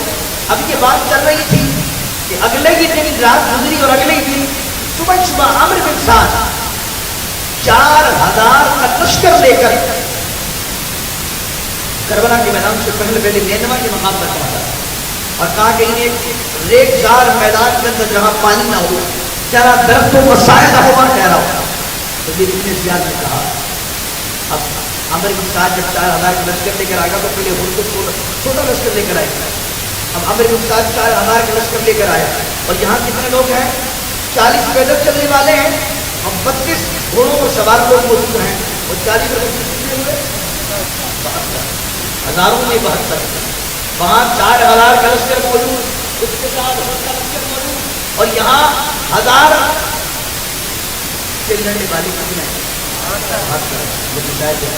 1000 میں 72 تھے. تو تسلیم و رضا آ گئی.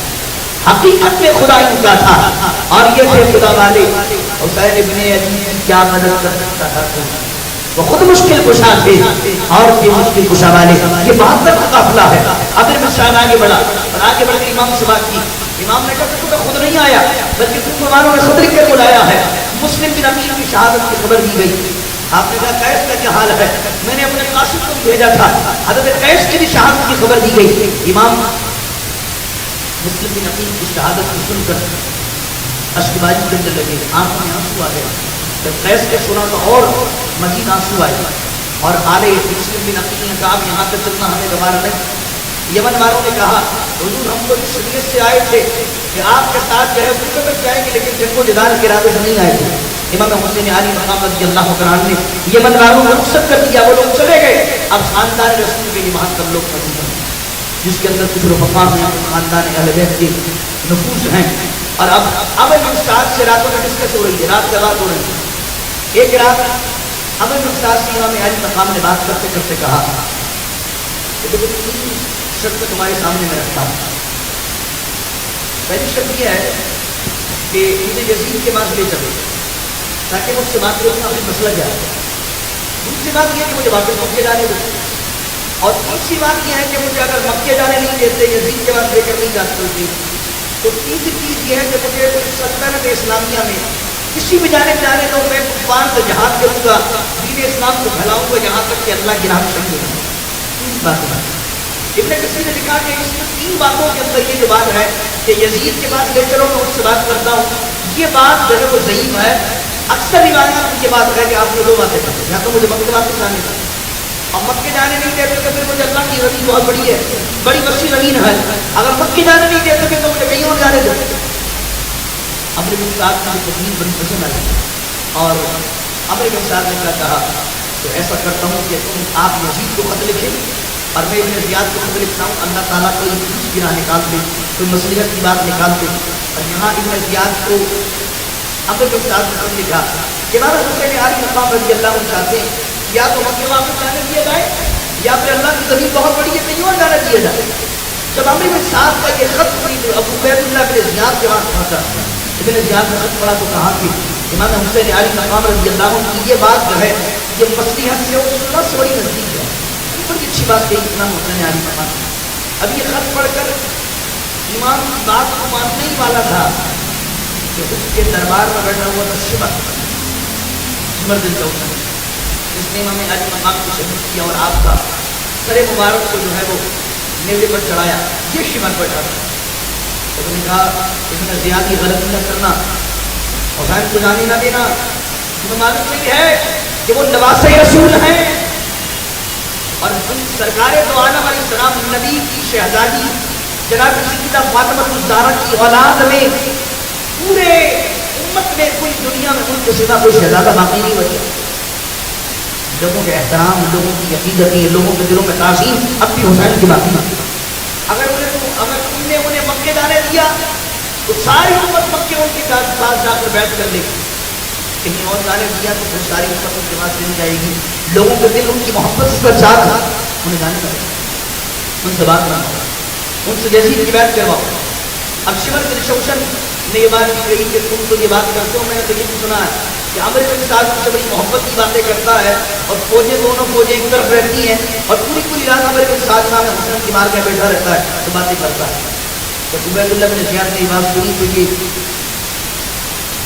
باتیں ان کے دل پر اثر کی اور اس نے شمر کو کہا تو ایسا کر ایک قافلہ لے کر کیا سواروں کا نکل اور عمرو بن سعد کو کہے کہ بھائی یہ باتیں مصلحت کی نہیں کر, یا تو امام حسین بن علی رضی اللہ عنہ کو شہید کر دے یا ان سے یزید کی بیعت لے لے اور جا کر یہ کہہ دے کہ ان پر پانی بھی بن گئے. اللہ اور اگر عمرو بن سعد کی بات مانے تو ٹھیک, اور نہیں مانے تو پھر عمرو بن سعد کو قتل کر کے سارے لشکر کا پر سلار بن جانا اور میں تم کے فلاں شہروں کی گورنر عطا کر دوں گا. اور عمرو بن سعد کو لالچ یہ دیا ہوا تھا کہ اگر تم کربلا میں جائے گا اور امام حسین بن علی رضی اللہ عنہ کو شہید کرے گا تو میں تجھے ریت کی گورنری, ریت مقام تھا اس کی گورنری عطا کر دوں گا. امام حسین بن علی رضی اللہ عنہ نے یہ پیشکش کی, بڑی اچھی پیشکش, یا تو مکے جانے دیا جائے یا پھر سلطنت اسلامیہ میں کہیں بھی مجھے بھیج دو. اب یہاں شمر آیا اور شمر نے عمرو بن سعد سے کہا اے عمرو بن سعد میں تمہیں یہ حکم دیتا ہوں, عبید اللہ بن زیاد نے بتایا ہے کہ تم مصلحت کی باتیں نہ کرو, مصلحت کی باتیں نہ کرو, بلکہ یہ کام کرو کہ ان پر پانی بند کر دو. پانی بند کرنے کے ساتھ ساتھ یا تو امام علی مقام رضی اللہ عنہ سے یزید کی بیعت لے لو یا پھر جو میں نے شہید کر دو. جب حضرت حر نے کی بات سنی تو حضرت حر کی ہاتھ کو مارا گیا اور چہرہ متغیر ہو چکا تھا. حضرت حر کون ہے؟ حضرت حر وہ ہیں کہ جو بڑی بڑی جنگوں کے اندر ان کے پائے استقلال تک منگاتے نہیں تھے بلکہ اپنی تلوار کو چلاتے چلاتے دشمن کا سینہ ساک کرتے تھے. حضرت حر نے جب دیکھا تو آنکھوں میں ایسی جاری ہوئے. کسی نے کہا حر کیا معاملہ, حر کیا معاملہ ہے, تم جو ہے وہ اتنی سی بات پر ابھی شبر میں آ کر کہا ہے اور تم گھبرا رہے ہو, تمہارے چہرے کا رنگ متغیر ہے اور تمہارے بال تھرتھرا رہے ہیں.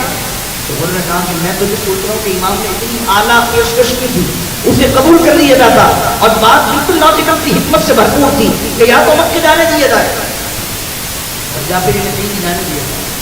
لیکن مجھے لگتا ہے کہ ابن زیاد اور تم تمام لوگ دین کو بلا بیٹھے ہو, سرکار کی تعلیمات کو بلا بیٹھے ہو اور تم تمام لوگ حسین کے قتل پر درپے ہو.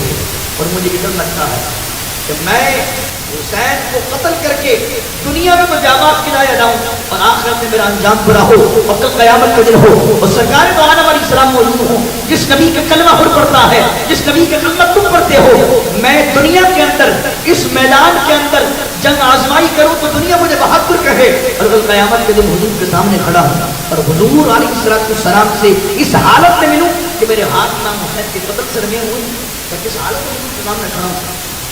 اور یہ بات کر کے حضرت حر نے اپنے گھوڑے کو ایڑی لگائی اور حضرت حر رضی اللہ تعالیٰ عنہ نے ایڑی لگا کر امام حسین علی مقام رضی اللہ تعالیٰ عنہ کی لشکر کے اندر شامل ہو گئے. نے کہا ہزاروں میں 72 درد تسلیم و رضا والے ہزاروں میں مغفر تھے یہ تسلیم و رضا والے حقیقت میں خدا کا اور یہ تھے خدا والے حسین بن علی کی کیا مدد کر سکتا تھا کوئی وہ خود مشکل کشا تھے اور تھے مشکل کشا والے یہ نعرہ کا تھا جب وہ فوجے شام سے نکلا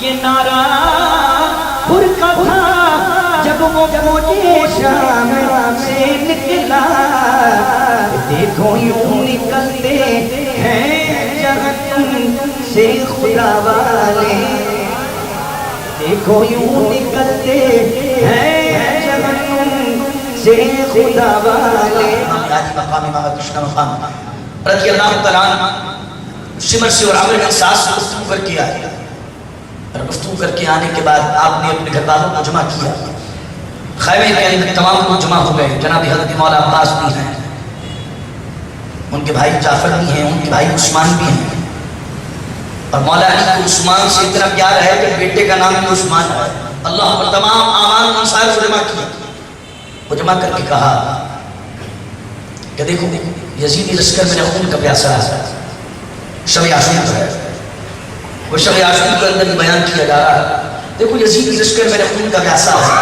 یہ مجھے قتل کر کے اپنی پیار میں ڈالیں گے میں چاہتا ہوں کہ تم لوگ اپنے اپنے گھروں کو لوٹ جاؤ لیکن چاہتے چاہتے یہ کام کرو کہ ایک ایک بندہ میرے ایک ایک اہل بیت کو لے کر چلے جائے اور تم پھر اللہ کی زمین سے پھیل جاؤ اور میں چراغ بجھا رہا اندھیرا ہو جائے گا کیونکہ لائٹ کے اندر کون ابھی محفل سے اٹھ کر گیا مجھے پتہ لگے گا نہیں اور میں پوچھوں گا کہ جناب عبدالعلیم صاحب دوران بیان 10:10 پر آپ اٹھ کر باہر کیوں بیٹھے آپ سے تو محبت ہے آپ سے تو تعلق ہے سب سے پہلے آپ ہی اٹھے تو لائٹ جلتی ہے تو سب دکھتے ہیں کون پہلے اٹھا کون بعد میں اٹھا کون پہلے بھاگا کون پہلے نہیں بھاگا کس نے پہلے ساتھ چھوڑا کون آخری تک بیٹھ کر گیا اللہ امام لوگوں کے عیب اس طرح چھپانے والے اللہ کہ امام کہتے ہیں میں چراغ قبول کر رہا ہوں چراغ بجھا رہا ہوں تم میں سے جو جانا چاہتے وہ جا سکتا کل قیامت کے دن میں کسی سے مواخذہ نہیں کروں گا کہ کون پہلے اٹھ کر گیا مولا عباس رفدار نے کہا حضور یہ کیسے مجھ سے کہ ہم آپ کو چھوڑ کر چلے جائیں آپ کے بعد زندگی کوئی زندگی ہے حسین کے بغیر زندگی کا کوئی مزہ ہے ہم چلے جائیں اور لوگ عرب کے لوگ کہتے رہے تمہارا وہ حسین شہزادہ حسین تم اسے کربلا کے ریگزار میدان کے اندر تن و تنہا چھوڑ کر آ کر اور میں نے کل جملہ کہا تھا مسلم میں اوسدہ نے کہا اللہ ساتھ رہنے والے محب حسین ہیں انہوں نے کہا حضور بات یہ ہے کہ ہمیں تو آپ کی حفاظت کو ہم اپنی عظیمت سمجھتے ہیں اور اپنے لیے فخر سمجھتے ہیں اور حضور اگر میرے پاس اسلحہ نہ ہو تلوار نہ ہو لڑنے کے لیے تو میں تو پھر بھی میدان کربلا میں جا کر آپ کی حفاظت کے لیے لڑتا رہوں گا اور میرے ہاتھ میں کچھ بھی نہ ہو تو میں پتھر کا مارتا رہوں گا اور وہ مجھ پر تیر برساتے رہیں گے حملے ہوتے رہیں گے یہاں تک کہ آپ کے قدموں میں جانے سار کروں گا آل مسلم میں رقیل نے بھی الفاظ کہا ہر شخص نے کہا حضور ہم آپ کو چھوڑ کر نہیں جانے گا اور جب تک ہم زندہ ہیں آپ کو میدان کربلا میں لڑنے کے لیے جانے بھی نہیں کریں گے امام حسین علی مقام رضی اللہ تعالیٰ عنہ یہ بات سن کر آپ نے لوگوں کو گلے سے لگایا آپ کی آنکھیں اشکبار اور آپ پوری رات استغفار کرتے رہے قرآن کی تلاوت کرتے رہے اور اللہ کی بارگاہ میں سجود کرتے رہے سجدے کرتے رہے اور رات کے آخری پہر کے اندر ابن خلدون نے لکھا کہ آپ نے اپنے خیمے کی چوک جو لکڑی اور ڈنڈا جس کے پر خیمہ ٹکا ہوا ہوگا خیمے کی چوک سے ٹیک لگائی وہ چند دردیہ اشعار پڑے جو حضرت زینب کبریٰ رضی اللہ تعالیٰ عنہا کے کان میں سنائی دی تو حضرت زینب گریہ کرنے لگی اور رونے لگی اور کہنے لگی ہائے میرا بھائی حسن چلا گیا، میری والدہ جناب سیدہ محترمہ کائنات وصال فرما گئی، میرے بابا مولا علی کو شہید کر دیا گیا، ہائے اب میرا بھائی حسین بھی جا رہا۔ جب آپ یہ ہونے لگی تو آپ امام حسین علی مقام رضی اللہ عنہ کی تاریخ ساز جملے حضرت زینب کو کہے میری بہن کل کا دن بڑا اہم ہے، جمعہ کا دن ہے، اور اگر کل یزیدی لشکر مجھے شہید کر دے دیکھو ایک دن سب چیزیں فنا ہونے والی ہیں، ہر چیز کو فنا ہونی، تمہیں بھی جانا ہے ہمیں بھی جانا ہے، تو اگر کل مجھے یزیدی لشکر شہید کر دے تو میں نے خلدون نے لکھا، امام نے کہا میری بہن ماتم نہ کرنا، جامع داری نہ کرنا، سینہ نہ نیٹنا، جاہلیت کے رسومات ادا نہ کرنا، صبر کرنا صبر کرنا، کیونکہ ان اللہ مع الصابرین، اللہ صبر کرنے والوں کے ساتھ۔ امام علی مقام نے جامع داری کرنا سننا اپنی سے منع کیا، صبر کرنا، اشک جاری ہے امام کی آنکھوں سے بھی، جناب زینب کی آنکھوں سے بھی رضی اللہ تعالیٰ عنہ، اور یہ اپنی بہن کو نصیحت فرما رہے ہیں شب عاشور کے آخری حصے کے اندر، بھائی بہن صبر کرنا، ان اللہ مع الصابرین، اللہ صبر کرنے والوں کے ساتھ۔ پھر امام نے فجر کی نماز اپنے لشکر کو بڑھائی، اور لشکر کو بڑھانے کے بعد اتمام حجت کے لیے، اپنی حجت کو مکمل کرنے کے لیے امام علی مقام رضی اللہ عنہ یزیدی لشکر کے پاس پہنچے اور کہا میں تم سے اتمام حجت کے لیے آخری بار کہتا ہوں، میرا خون تمہیں کسی بھی طرح روا نہیں ہے، اور میرا خون کسی بھی طرح تم پر حلال نہیں، تم مجھے جانتے ہو میں کون ہوں؟ اب امام اپنا تعارف کروا رہے ہیں، اللہ تم جانتے ہو میں کون ہوں؟ میرا نام حسین بن علی ہے، تم جانتے ہو میں کون ہوں؟ میں تمہارے نبی کے بیٹی کا فرزند ہوں، تمہارے نبی کا نواسا، تم جانتے ہو میرے چچا جعفر جن کو تیار کہتے ہیں وہ جنت میں ابھی بھی محل پرواز ہیں، تم جانتے ہو کہ سید الشہداء امیر حمزہ رضی اللہ عنہ میرے چچا، تم جانتے ہو میں کون؟ ہم دونوں بھائیوں کے لیے میرے آقا نے فرمایا تھا جن کا تم کلمہ پڑھتے ہو کہ حسن حسین جنت کے نوجوانوں کا سردار۔ ابن کثیر اور مورخین نے تو بڑا خوبصورت جملہ لکھا، آپ نے کہا تم جانتے ہو میں کون؟ وقرۃ عین اہل السنہ، اور تمہیں معلوم ہے میں کون؟ میں اہل سنت کی آنکھوں کی ٹھنڈک،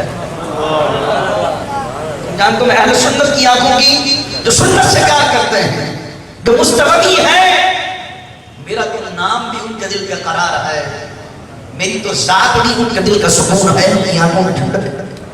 تم جانتے ہو میں کون؟ میرا مقام کیا ہے؟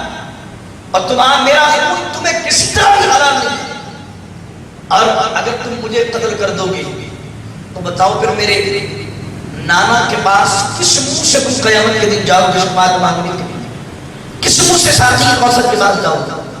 اللہ شمر الجوزن، جس کے دل میں جس کی فطرت میں خواص، اس نے کہا تقریر نہ کرو ہمارے سامنے، الیاذ باللہ تعالی، اور وہ آپ کو برا بلا کہنے لگا۔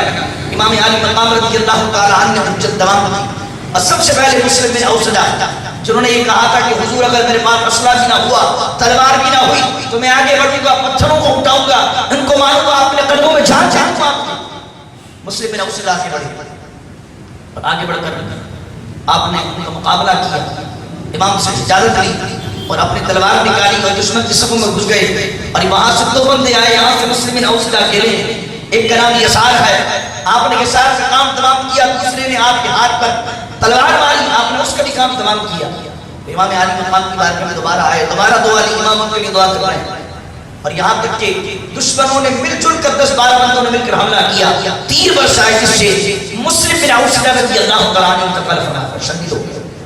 اور کربلا کے امام کی طرف سے کربلا کا جو پہلا شہید ہے جس کے نام مسلم بن اوسجہ، آخری سانس باقی ہے، امام تشریف لائے اور قریب ان کو مقتل سے خطا کی جانب لائے، آخری سانس باقی۔ امام علی مقام کے ایک ساتھی ہیں جو امام سے بڑا پیار کرتے ہیں، جن کا نام کسی نے حبیب ابن مطاہر لکھا ہے، کسی نے حبیب ابن مظاہر لکھا۔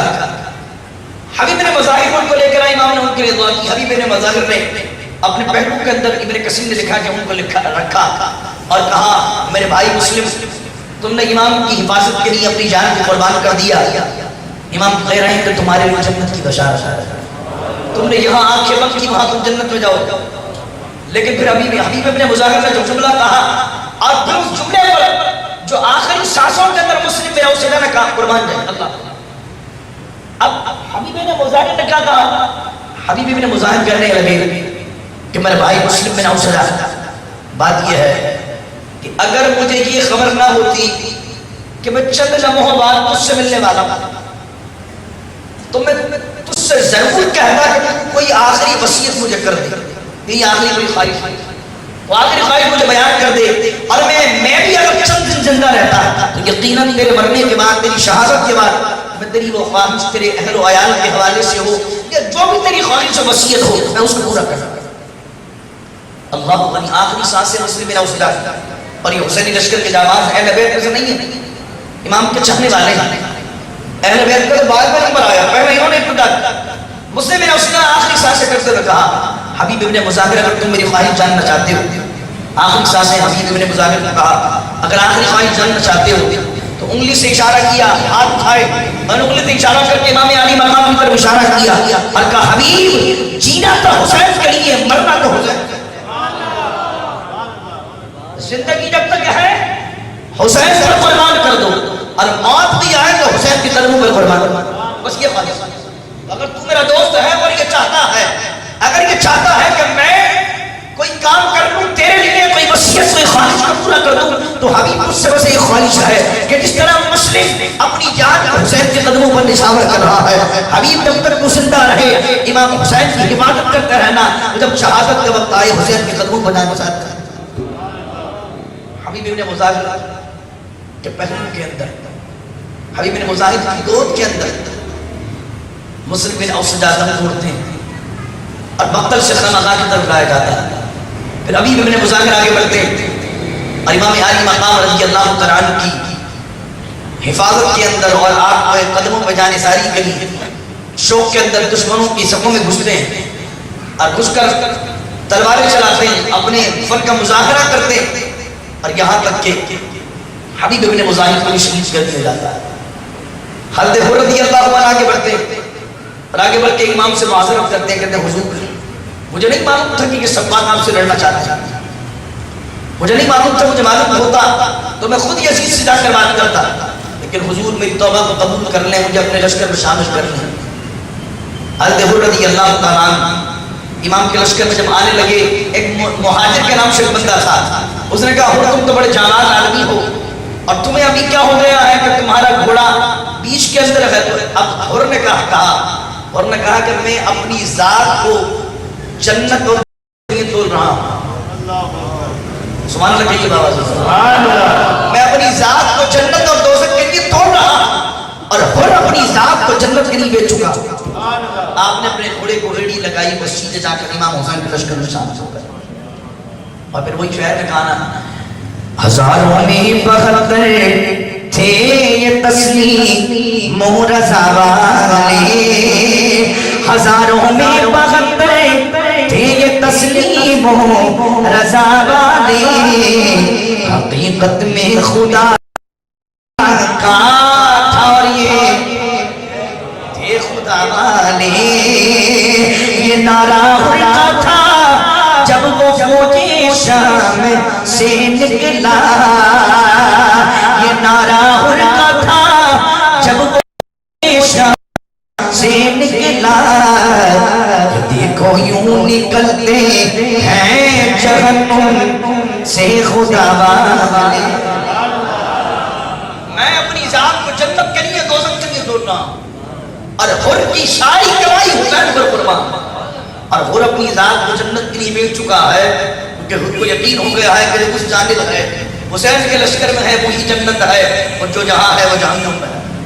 حضرت حر امام کے قدموں میں آئے اور قدموں میں آ کر جو ہے آپ نے امام سے دعائیں لی اور جا کر لشکر میں شامل ہوئے اور اس کے بعد لڑتے رہے یہاں تک کہ پیچھے سے نیزہ مارا اور حضرت حر رضی اللہ تعالیٰ عنہ کی شہادت ہو گئی. اس کے بعد عبداللہ بن جعفر کے حوالے سے رضی اللہ تعالیٰ عنہ لکھا یہ بھی حضور علیہ السلام کے چچا ہے جعفر طیار ان کے شہزادے عبداللہ بن جعفر کے شہزادے اون محمد ان کا نام ہے. چند کتابوں میں حضرت مسلم بن عقیل کے شہزادوں کے نام بھی اون محمد آئے ہیں لیکن مستند تاریخ کی کتابوں کے اندر عبداللہ بن جعفر طیار کے شہداؤں کے نام ہے محمد، وہ بھی آگے بڑھے اور انہوں نے بھی آگے بڑھ کر امام عالی مقام کے قدموں میں جانثار کر دی۔ قریب ایک گاؤں ہے سمان کربلا کے اندر، اس واقعے کو اس طرح نقل کیا گیا جس طرح میں پیش کروں گا، اور دیگر کتابوں میں دوسری طرح اس بات کو پیش کیا گیا۔ قریب ایک بستی ہے، یہاں میدان کربلا ہے، اور قریب کی بستی کے اندر ایک نوجوان ہے، اس نوجوان کا نام ہے عبید اللہ، اور چند کتابوں میں آیا عبداللہ۔ عبید اللہ بن عمیر الکلبی اس کی قبیلے کی لقب ہے۔ اس کی نئی شادی ہوئی ہے، سمان کربلا میں اسلام سے جو نقل کیا گیا ہے، اس کی نئی شادی ہوئی ہے، ابھی شادی کے چند دن ہی گزرے ہیں، اور وہ اپنی ماں کا اکلوتا بیٹا ہے، باپ کا انتقال ہو گیا، ماں بڑی نیک و پارسا خاتون ہے، شادی ابھی چند دن گزرے، بڑے ارمانوں کے ساتھ اکلوتے بیٹے کی شادی کی ہے کہ اچانک کسی نے اس مائی کو یہ کہہ دیا کہ کربلا کے میدان میں فاطمہ الزہرا کا شہزادہ آیا ہے اور ہزاروں کے لشکر سے تن و تنہا لڑ رہا ہے۔ وہ مخدومہ کائنات سے بڑا پیار کرنے والی تھی، ان کی کنیزوں میں شامل تھی۔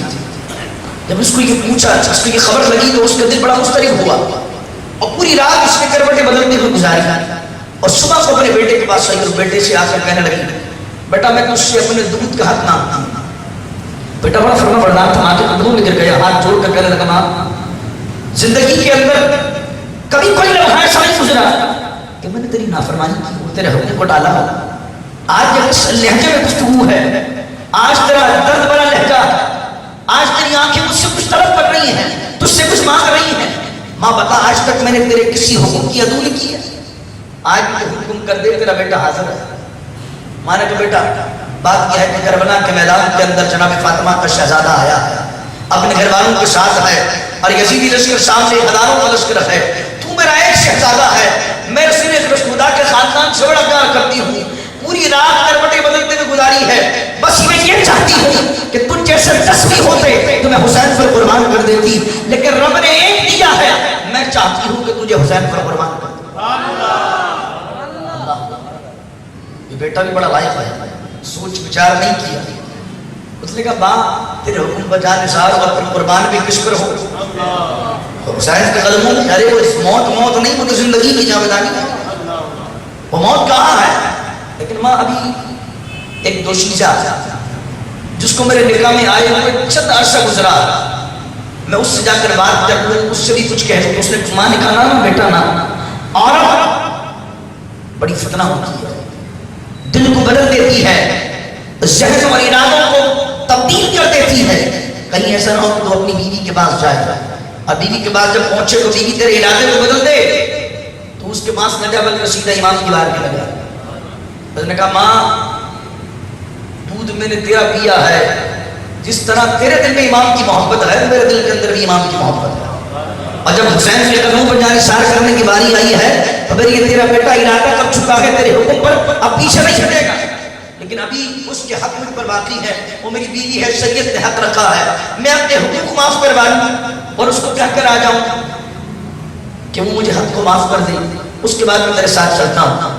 وہ اپنی بیوی کے پاس آیا، اور بیوی کے پاس آ کر تمام معاملے کو عرض کیا۔ بیوی کہنے لگی اے میرے سر کے تاج، ابھی تو جی بھر کے میرے چہرے کو دیکھا بھی نہیں، ابھی تو زندگی کے چند ایام میرے ساتھ گزارے ہیں، تیرے چہرے کو ابھی ذہن نے نقش نہیں کیا، اور تم اس طرح بات کرتا ہے۔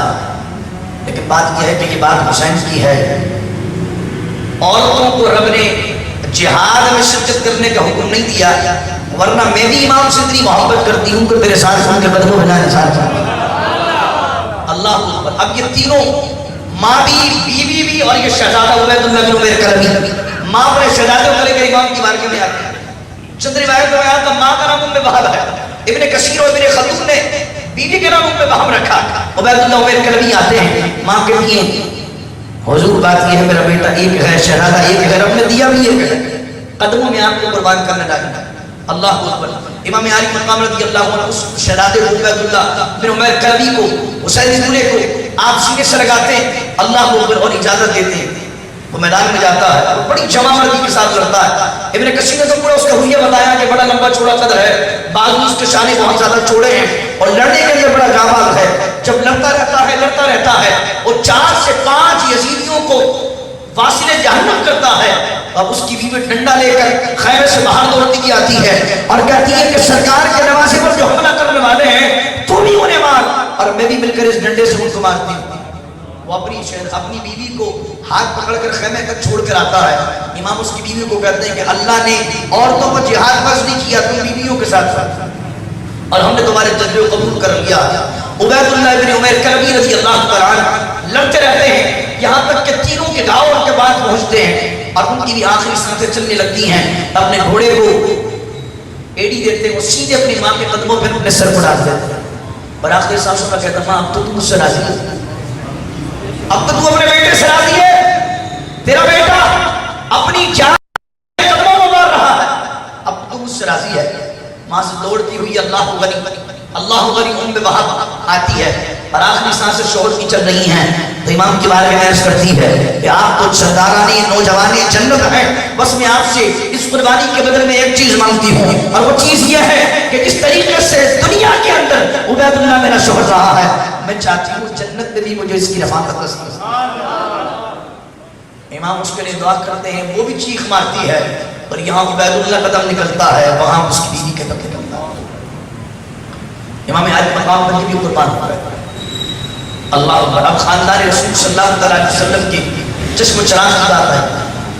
امام حسین علی مقام رضی اللہ تعالیٰ عنہ جب دشمنوں نے گھیرا تو مورخین نے لکھا کہ حجروں سے اور خیموں سے سب سے پہلے نکلنے والا جو شخص ہے وہ امام علی مقام کا شہزادہ ہے، اس کا نام ہے علی اکبر، جو کہ شبیہ مصطفیٰ ہے، جس کا چہرہ سرکار سے ملتا ہے، جس کو لوگ دیکھ کر کہتے ہیں کہ یہ ہو بہو ہم شکل مصطفیٰ۔ وہ شاعر نے کہا اکبر سے نو جوان بیرر میں بے شہید، ہم شکل مصطفیٰ کو ہمارا،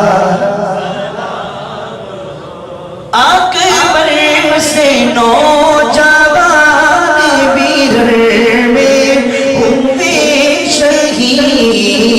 ہم شکل مصطفیٰ کو ہمارا، ہو سلطان کربلا کو ہمارا سلام، ہو جانان مصطفیٰ کو ہمارا، ہو جانان مصطفیٰ کو ہمارا، بھائی بھتیجے بانجے سب ہو گئے شہید، بھائی بھتیجے بانجے سب ہو گئے شہید، ہر لال بے بھرا کو ہمارا، بڑی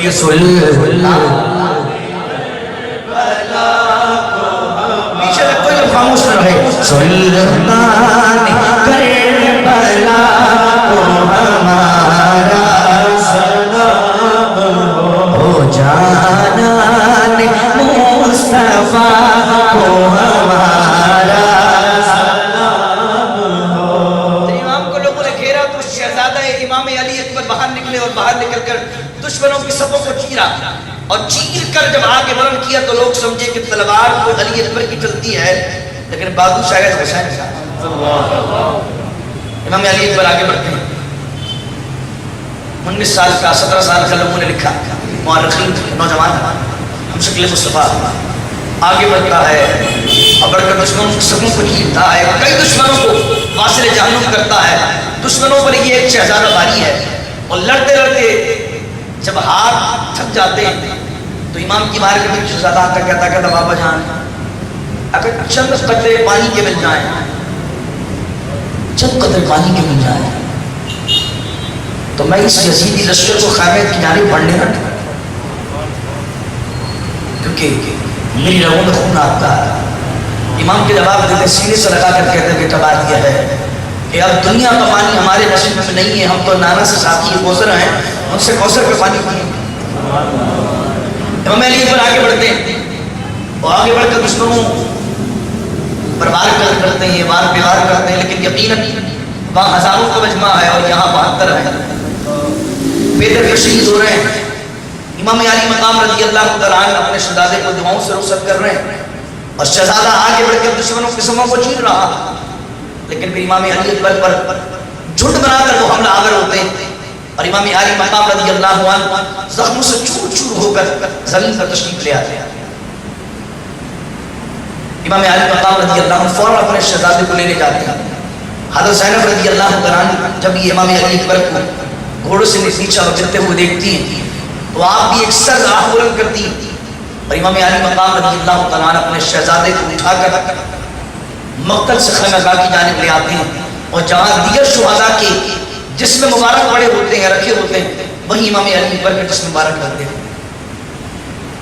نوجوان بیٹے اللہ نوجوان بیٹے کی لاش، کسی نے کہا ایک صاحب تھے ان کے جوان بیٹے کا انتقال ہوا تو فیس بک پر انہوں نے ایک اسٹیٹس لگایا، اللہ انہیں غریق رحمت فرمائے، انہوں نے اپنے نوجوان بیٹے کی انتقال پر حیدرآباد کے تھے، لطیف آباد کے تھے، نوجوان بیٹے کے انتقال پر ایک اسٹیٹس لگایا، وہ اسٹیٹس میں جائز دیا، انہوں نے لکھا کہ جانتے ہو دنیا میں سب سے بڑا غم کیا ہے؟ جانتے ہو دنیا کا سب سے بڑا غم کیا ہے؟ انہوں نے لکھا کہ دنیا میں سب سے بڑا غم یہ ہے کہ جنازہ بیٹے کا ہو باپ کا اندر ہو جاؤ،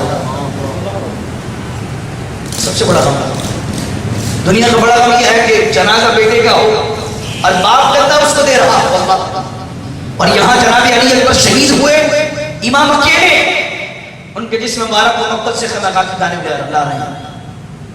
اللہ اکبر۔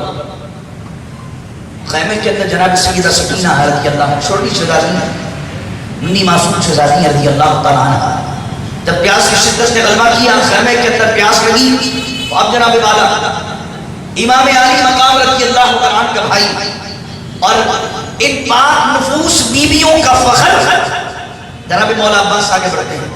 شاعر نے کہا جہاں پیتے ہیں سب پانی اسے کہتے ہیں سب دریا، جہاں پیتے ہیں سب پانی اسے کہتے ہیں سب دریا، جو دریا کو پلاتا ہے اسے عباس کہتے ہیں۔ مولا عباس سے رمضان آگے بڑھتے ہیں، گھوڑے پر بیٹھتے ہیں اور سیدھا فرات کی جانب جاتے ہیں، دشمنوں کو سبوں کو چیرتے ہوئے آگے بڑھتے ہیں۔ اللہ اکبر اللہ اکبر، اور فرات کے قریب پہنچتے ہیں، خود بھی پیاسے ہیں، خیمے والے بھی پیاسے ہیں، اب سوچتے ہیں فرات کے قریب آ ہی گیا ہوں تو ایک چلو پانی سے اپنی پیاس بجھا لوں، لیکن جیسے چلو منہ کے قریب لے کر جاتے ہیں تو جناب علی اصغر کی پیاس بھی یاد آتی ہے، جناب سکینہ کی پیاس بھی یاد آتی ہے، خیمے میں پاک بیویوں کی پیاس بھی یاد آتی ہے، اور کہتی ہیں اگر سکینہ پانی پیے گی رضی اللہ تعالیٰ عنہ پھر یہ عباس اپنی زبان کو پانی سے ترک کرے گا۔ اور مولا عباس رمضان مشکیزہ بھرتے ہیں اور مشکیزہ بھر کر غازی عباس علمدار رضی اللہ عنہ مشکیزہ بھر کر اب مقتل سے خیمے کی جانب، فرات سے خیمے کی جانب روا دوا، تو دشمن نے دیکھا کہ پانی پہنچ رہا ہے، جناب مولا عباس علمدار کے اوپر ان کے گھوڑوں کو چاروں طرف سے گھیر لیا اور گھیر کر تلواریں برسانے لگے۔ آپ کے ایک بازو پر تلوار پڑی تو ہاتھ شل ہوا، ہاتھ کٹ گیا، تو امام حضرت مولا غازی عباس علمدار رضی اللہ عنہ نے دوسرے ہاتھ میں اس مشکیزے کو لے لیا، دوسرے ہاتھ پر تلوار پڑی تو مولا غازی عباس نے اپنے دانتوں سے اپنے منہ سے اس مشکیزے کو پکڑ لیا اور گھوڑا دوا دوا ہے۔ جب لوگوں نے دیکھا کہ خیمے قریب پہنچ چکا ہے اور پانی ملنے کی جانب تو کسی ظالم نے دور سے تیر پھینکا، وہ تیر سیدھا مشکیزے میں آ کے لگتا ہے اور مشکیزے کا پانی چھلک کر باہر گر جاتا ہے۔ مولا عباس رمضان صاحب سے چون رہا ہے اور خیمے کی جانب حسرت بری نگاہ سے کہتے ہیں سکینہ معاف کرنا، تیرا چچا تیرے لیے پانی نہیں لا سکا۔ شاعر نے کہا کہ عباس نام تارے زخموں سے چور چور، عباس نام تارے زخموں سے چور چور، اس پہ کرے وفا کو ہمارا سلام، اسے پہ کرے وفا ہمارا ہو سلطان کربلا کو ہمارا سلام ہو جانان جانان جانان مصطفیٰ کو ہمارا. جناب مولا عباس سب سے چور چور ہیں ان کی شہادت نہیں ہوئی لیکن وہاں یزید کی صف کے اندر 10 15 20 بندے ایک ساتھ مرتے تھے لیکن ہزاروں میں 10 15 دکھتے نہیں تھے. اور یہاں پر 72 میں 2-3 بھی شہید ہوتے تھے تو ایک لشکر میں ایک بڑا فرق نمایاں ہوا کرتا تھا. ابن خلدون نے لکھا کہ اس کے بعد امام علی مقام رضی اللہ عنہ آنا ہی چاہتے تھے کہ خیمے سے ایک نوجوان نکلا جس کا چہرہ چودنی کے چاند کی طرح چمک رہا تھا. راوی کہتا کہ بڑا حسین نوجوان تلوار پر کالا اور دشمن کی جانب بڑھتا. لوگ دیکھتے ہیں کہ نورانیت بتا رہی کہ خاندان رسول سبحان اللہ. لگتا ہے کہ حضور علیہ السلام کی نورانیت اس میں بھی آئی. نورانی چہرہ ہے اور تہمت باندھے ہوئے ہے اور یزیدی لشکر میں جا کر لڑ رہا ہے. بڑی جاماتی سے لڑتا. لوگوں کو لگتا ہے کہ خون مصطفیٰ بھی ہے, خون علی بھی شامل ہے, خون فاطمہ بھی شامل ہے. لگتا ہے کہ انہی کا عکس ہے. جاماتی کے ساتھ لڑتا رہتا ہے کہ دشمن پھر مل جل کر حملہ کرتے ہیں اور پیچھے سے کوئی بندہ اس کو نیزہ مارتا ہے جو نیزہ ناف سے باہر اٹھتا ہے. راوی کہتا ہے کہ وہ زمین پر تشریف لاتے ہوئے اور درد کی شدت سے خیمے کی جانب نظر کرتے ہوئے کہتا ہے یا اللہ ہو اے چچا جان میری مدد کو آئی. یا اللہ اے چچا جان میری مدد کو آئی. امام علی مقام رضی اللہ عنہ امام حسین علی مقام فوراً خیمے سے نکلتے اور نوجوان کے قریب جاتا. نوجوان اپنی آخری سانسیں لے رہا ہوتا ہے. اب امام کا جملہ اللہ اللہ. امام کہتے ہیں کہ بیٹا تیرے چچا کی غربت کا یہ عالم ہے کہ اس وقت حسین کے دوست کم ہو گئے ہیں, دشمن زیادہ ہو گئے ہیں. اور غربت کا یہ عالم ہے کہ تو اپنے چچا کو مدد کے لیے پکارتا ہے اور مدد کے لیے نہیں آ پایا. اور امام علی مقام رضی اللہ عنہ نے اس نوجوان کے سینے سے اپنے سینوں کو ملایا اور امام اس کے جسم مبارک کو لے کر مقتل سے خیمہ گاہ کی جانب جا رہا ہے. ہر وقت جی چراتا ہے حسین سے لڑنے کے. کیوں؟ ہزار وہ ہیں, حسین تو اکیلے ہیں. کہ وہ خود جانتے ہیں کہ جو شہید کرے گا قیامت تک امت اس کو لعنت دے گی. ہر بندہ جی چراتا ہے آگے بڑھنے سے.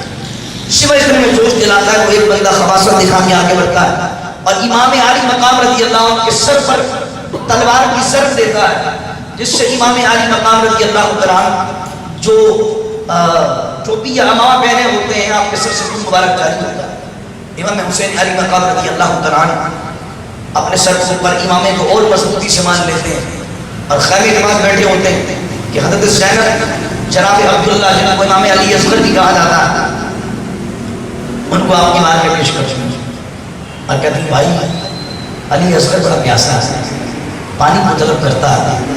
امام علی اصغر رضی اللہ عنہ کو جب ہاتھ میں دیا جاتا ہے اب اپنے شہزادے کو چومتے ہیں اور چوم کر کہتے ہیں کہ ہم بھی نانا صحیح ہو سکتی ہیں گے اور علی اصغر بھی آج نانا صحیح ہو سکتی ہے. آپ خیمے کے دروازے پر ہیں, خیمے کے چوک سے ٹیک لگا کر علی اصغر کو پیار کر رہے ہیں کہ اتنے میں ایک لعین جس کا نام سنان مورخین نے لکھا وہ ایک تیر نکالتا ہے اور سیدھا وہ تیر آ کر امام علی اصغر کے گلے میں پیوست ہو جاتا ہے. امام علی اکبر رضی اللہ عنہ امام علی اصغر رضی اللہ عنہ شہید ہو جاتا ہے. امام علی مقام اشک بار آنکھوں سے آسمان کو دیکھتے ہیں اور اشک بار آنکھوں سے کہتے ہیں اللہ ان ظالموں سے ہمارا بدلہ لے. ادھر کے اندر ایک بندہ آ کر کہتا ہے ایاز اللہ اندر ہے امام میں تمہیں جہنم کی بشارت دیتا ہوں. امام علی مقام رضی اللہ عنہ فرماتے ہیں ہم جنت کے نوجوانوں کا سردار ہیں تو ہمیں جہنم کی بشارت دیتا ہے. امام علی مقام رضی اللہ عنہ ہاتھ اٹھاتے ہیں, ابھی ہاتھ ادھر کیے ہوتے ہیں کہ اس کا گھوڑا توڑتا ہے اور وہ گھوڑے سے نیچے گرتا ہے تو ایک ٹانگ تو اس کی باہر نکل جاتی ہے, دوسری ٹانگ اس کی اب گھوڑے کی رسی میں جس کو رکاب کہتے ہیں، رکاب کے اندر پھنس جاتی ہے اور نکلتی نہیں ہے، اور گھوڑا اس کو دوڑ کر لے کے بھاگتا ہے، اور یہاں تک کہ پتھر بیچ میں بڑے بڑے آتے ہیں اور وہ اس کی ٹانگ رکاب میں پھنسی رہتی ہے، اور یہاں تک کہ اس کا سر پتھروں سے ٹکرا کر وہیں وہ قتل ہو جاتا ہے۔ امام نے ہاتھ اٹھائے تھے، یہ کر دیا، کیوں کیا؟ ابھی تک ہاتھ نہیں اٹھائے تھے، اب ہاتھ اٹھاتے ہیں، کیوں؟ امام دکھانا چاہتے ہیں کہ ہم چاہیں تو تلوار بھی نہ اٹھائیں، ہم چاہیں تو تلوار بھی نہ اٹھائیں، ہم چاہیں تو خیمے میں بیٹھے رہیں، ہاتھوں کو بلند کریں۔ جب نبی کریم علیہ السلام کی مدد کے لیے 313 ہو اور بدر میں تو اتر سکتے ہیں، تو حسین دعا کرے اور نانا کے نواسے کریے کہ سر اللہ اپنے فرشتوں کو نہیں بھیج سکتا۔ امام نے دکھا دیا کربلا میں، کوئی یہ نہ کہے کہ ہم بے بس، کوئی یہ نہ کہے کہ حسین مجبور ہے، کوئی یہ نہ کہے کہ حسین کے ہاتھ میں اختیار نہیں، پاور نہیں، طاقت نہیں۔ ساری طاقت امام کے ہاتھ میں، سارے اختیار امام کے ہاتھ میں، لیکن صبر و رضا رب کی رضا میں راضی۔ امام رب کی رضا میں راضی ہے۔ امام علی مقام رضی اللہ تعالیٰ، امام دشمہ مقام رضی اللہ تعالیٰ، امام علی اصغر رضی اللہ تعالیٰ عنہ کی شہادت ہوئی۔ خوشحال نے کہا اصغر کی نرنی جان پہ لاکھوں درود ہو، اصغر کی نرنی جان پہ لاکھوں درود ہو، مظلوم بے خطا کو ہمارا، بڑی مظلوم بے خطا کو ہمارا۔ امام علی مقام کے آوان میں ساتھ شہید ہو گئے۔ اتنے بھی خیمے کے اندر جناب امام زین العابدین رضی اللہ تعالیٰ عنہ بیٹھے ہیں، جن کو امام سجاد بھی کہا جاتا ہے، جن کو علی بن حسین بھی کہا جاتا ہے، اصل نام علی بن حسین۔ زین العابدین عبادت کرنے والوں کی زینت، امام سجاد بھی کہا جاتا ہے کیونکہ آپ طویل سجدے کرتے تھے، آپ اٹھنے لگتے ہیں، بیمار ہیں، بیمار ہیں، عابد بیمار ان کو کہا جاتا ہے۔ آپ کھڑے ہونے لگے تو امام نے اپنے شہزادے کو بٹھایا اور کہا کہ بیٹا تم بیمار ہو اور کوئی اہل بیت کی خواتین کے پاس نہیں ہونا چاہیے، تو بیٹھو۔ امام اظہار کرتے ہیں کہ میں بھی چاہتا ہوں کہ آپ کے قدموں پہ جان نثار کر دیں، لیکن امام زین العابدین رضی اللہ تعالیٰ عنہ کو آپ منع کرتے ہیں، اور پھر آپ اپنے گھوڑے کو درست کرتے ہیں اور اپنے والد کی تلوار ذوالفقار میں آتے ہیں، لا فتح الا علی لا سیف الا ذوالفقار، اپنے ذوالفقار کو باہر نکالتے ہیں، اپنے گھر والوں سے اجازت لیتے ہیں، اللہ اکبر، اور خیمے سے باہر آتے ہیں۔ راویوں نے لکھا، مورخین نے لکھا کہ جیسے ہی اپنے گھوڑے کو گھوڑی لگانے لگتے ہیں تو ایک شہزادی، ایک چھوٹی بچی دوڑ کر اپنے بابا کے قدموں سے لپٹتی ہے اور کہتی ہے بابا جان آج صبح سے نہ جانے کیسا منظر ہے، جو بھی خیمے سے جاتا ہے مقتل میں واپس نہیں آتا۔ بھیا علی اکبر بھی گئے واپس نہ آئے، چچا عباس بھی چلے گئے واپس نہ آئے، جو بھی مقتل جاتا ہے واپس نہیں آتا ہے۔ خیمہ خالی ہے، بابا جان بابا جان اب تو آپ بچے ہیں، آپ میں سکینہ کو چھوڑ کر جاتا ہے، آپ چلے گئے تو میں کس سے لپٹ کر رہا ہوں، اور یہ شہزادی امام کے قدموں سے لپٹتی ہے۔ امام علی مقام اپنی شہزادی کو اٹھاتے ہیں اور اٹھا کر سینے سے لگاتے ہیں، اور سینے سے لگا کر ماتھے کو چھوڑتے ہیں، اور چھوٹ کر جناب زینب کبریٰ کے حوالے کرتے ہیں اور خیمے سے آگے بڑھتے ہیں۔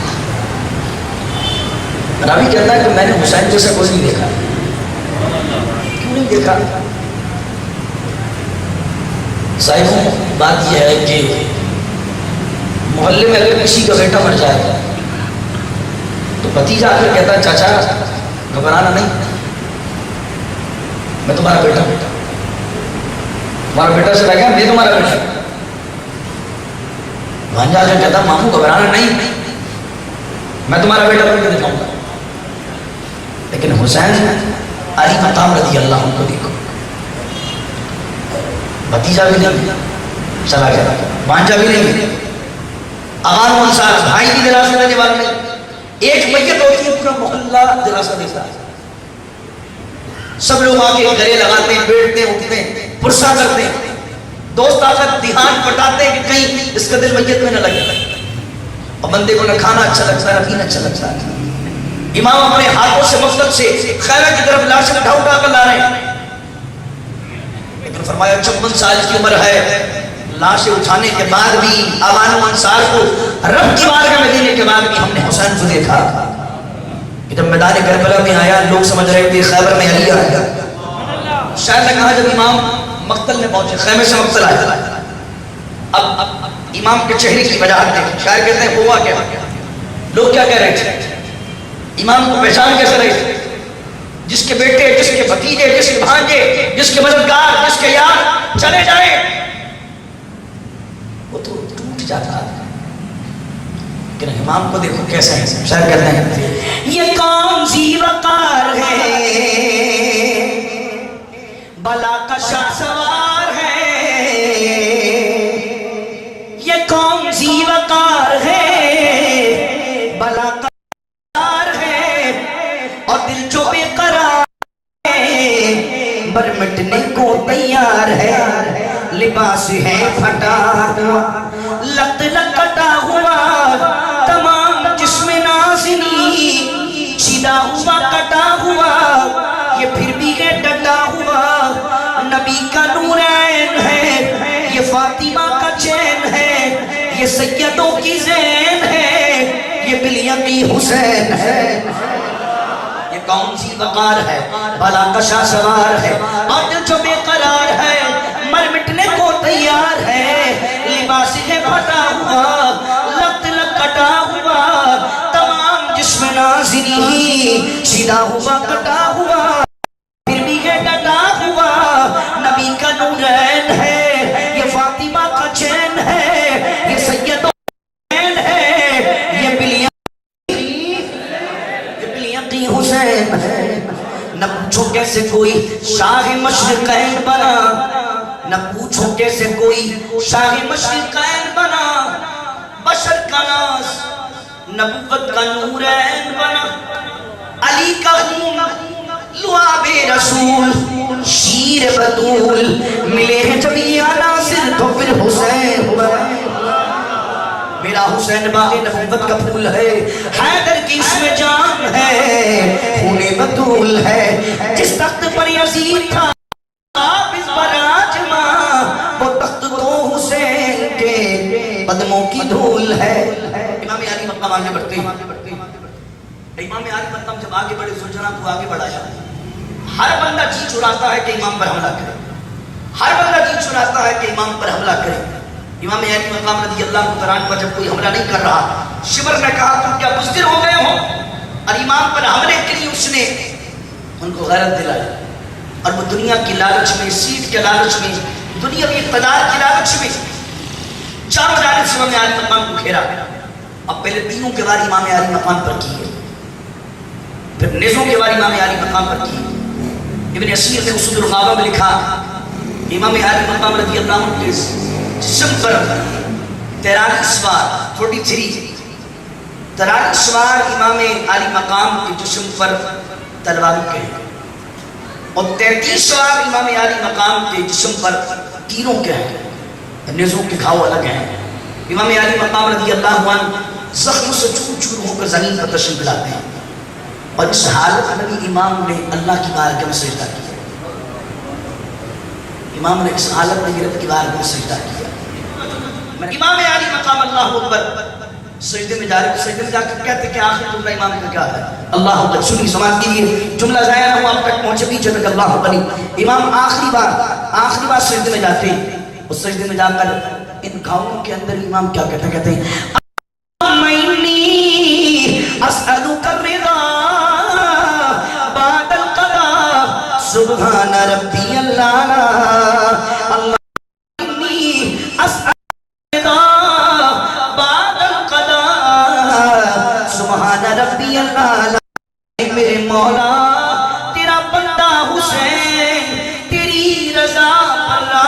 راضی ہے مولا تو حسین سے راضی ہو جا. مال اٹھا دیا, آوان و اشار اٹھا دیے, گھر بار اٹھا دیا, اپنے بچوں کو قربان کر دیا.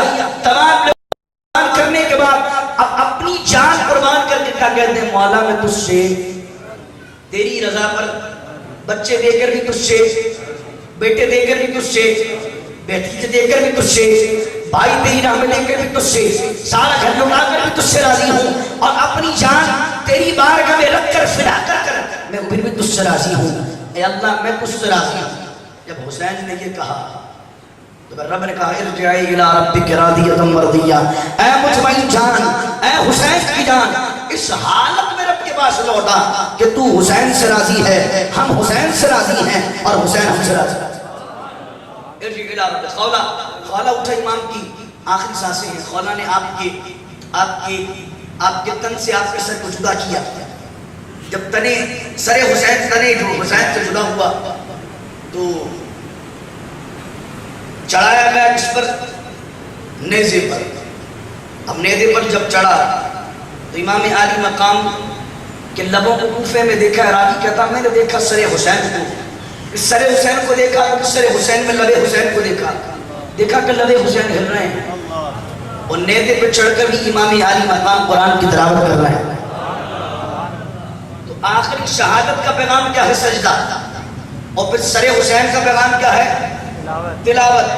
امام کا پیغام کیا ہے, حالات کیسی بھی ہو نہ سجدہ چھوڑا جائے نہ تلاوت چھوڑی جائے. فرمائے سر حسین کو دیکھا تو سر حسین سے آواز آ رہی تھی, طه ما انزلنا عليك القرآن لتشقى إلا تذكرة لمن يخشى تنزيلا ممن خلق الأرض والسماوات العلى الرحمن على العرش استوى. اللہ اکبر. شاعر نے کہا شخص بارے کربلا کی سواری کو سلام, نیزے